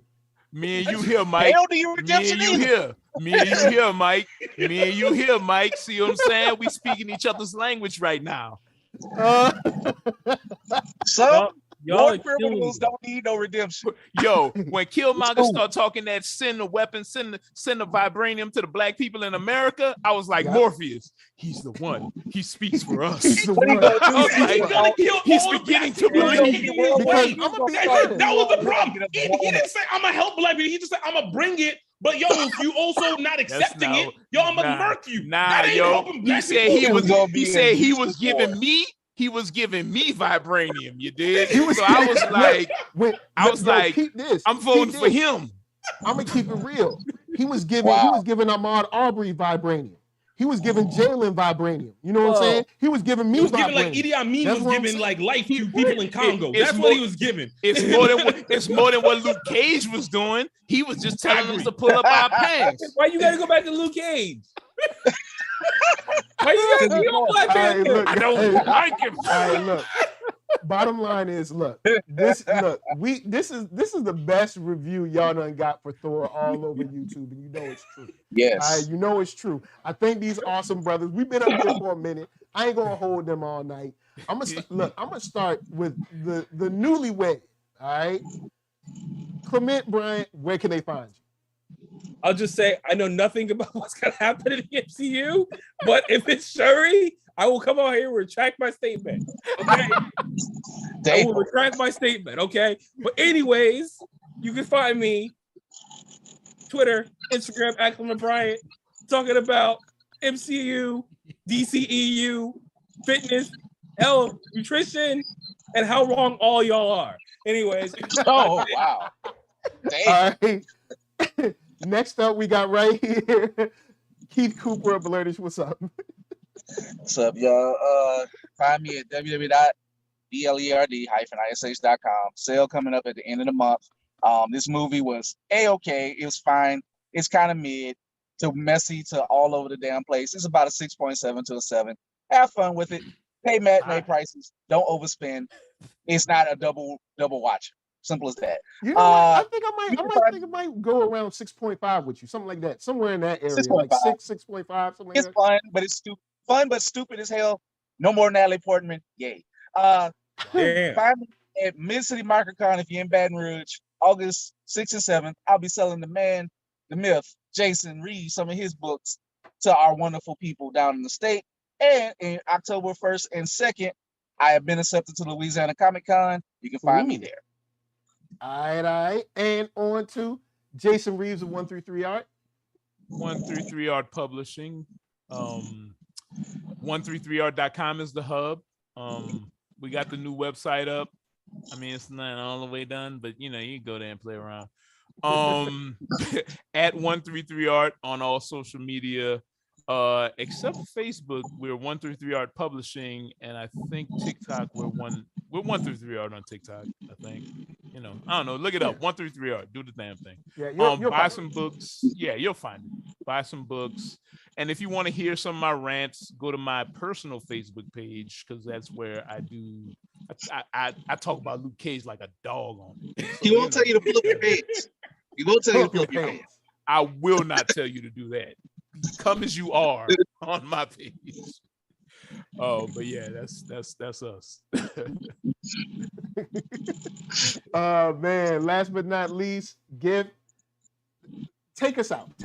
Yo, look, hey, appreciate it again, Thor. We're good. It is a bottom mid of the movies, but we got like 50 million of these productions, so it's all good. And you guys can find me over on TikTok, Instagram, at Gift Time or Gift Time Rugby, at Gift Time Rugby on all of them. Check it out on Twitter, Gift Time Rugby or Gift a Bailu on there. Hey, we out here bringing rugby to the world, taking it to the next level. I got to bring the mic out because I got to preach this correctly.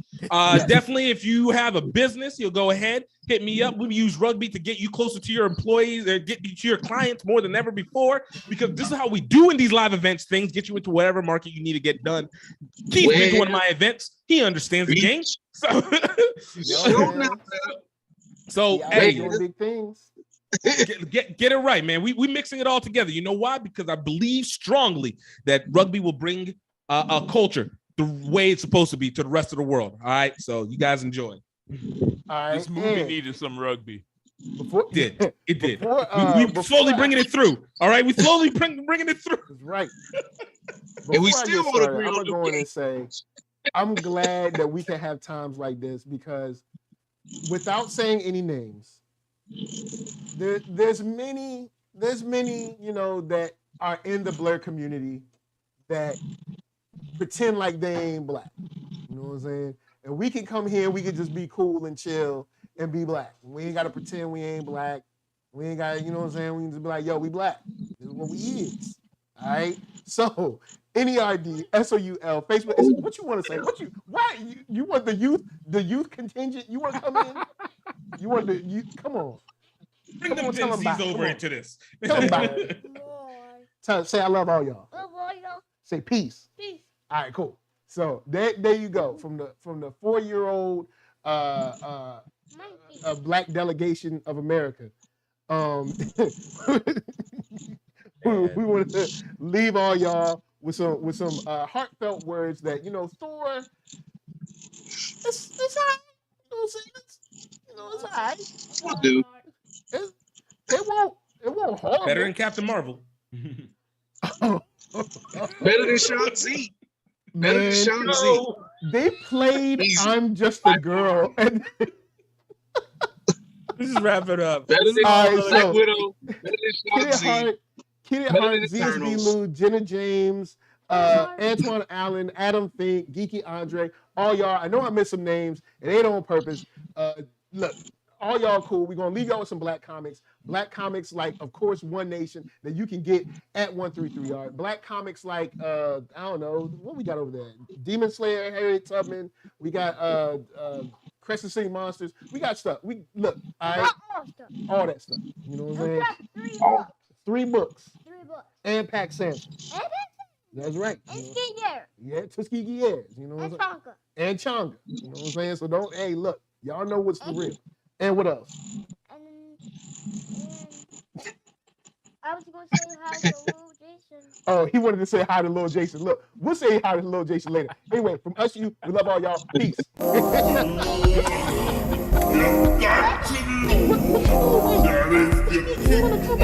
You wanna put the all right, you go. All right, here we go. Look, guys, you know what? That's my fault. That's my fault because I didn't let. So, all right, here we go. Put it on the glass.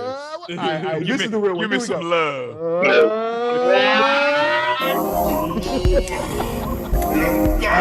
y'all, we out. That is the king dwelling in our past. You will remain in the past.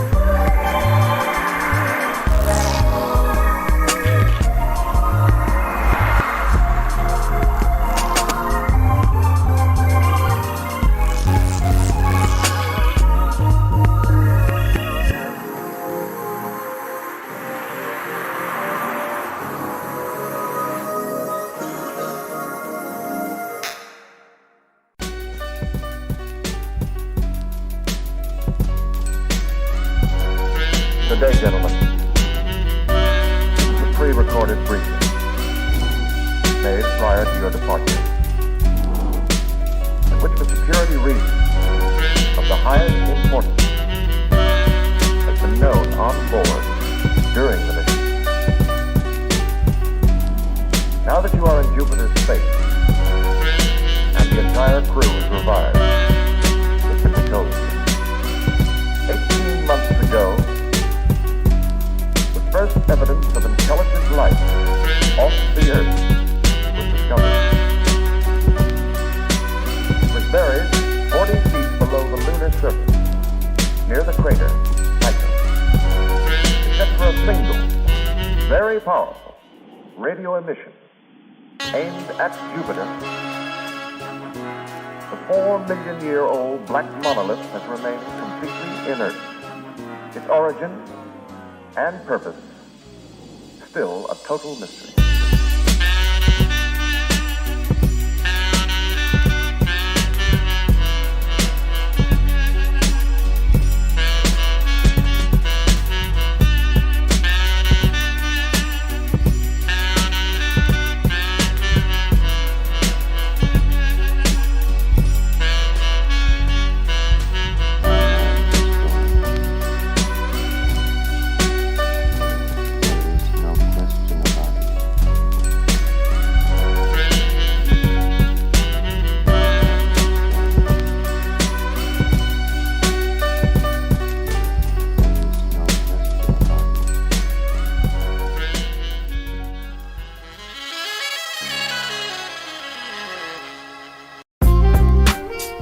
You're listening to my daddy, All Gorilla MC.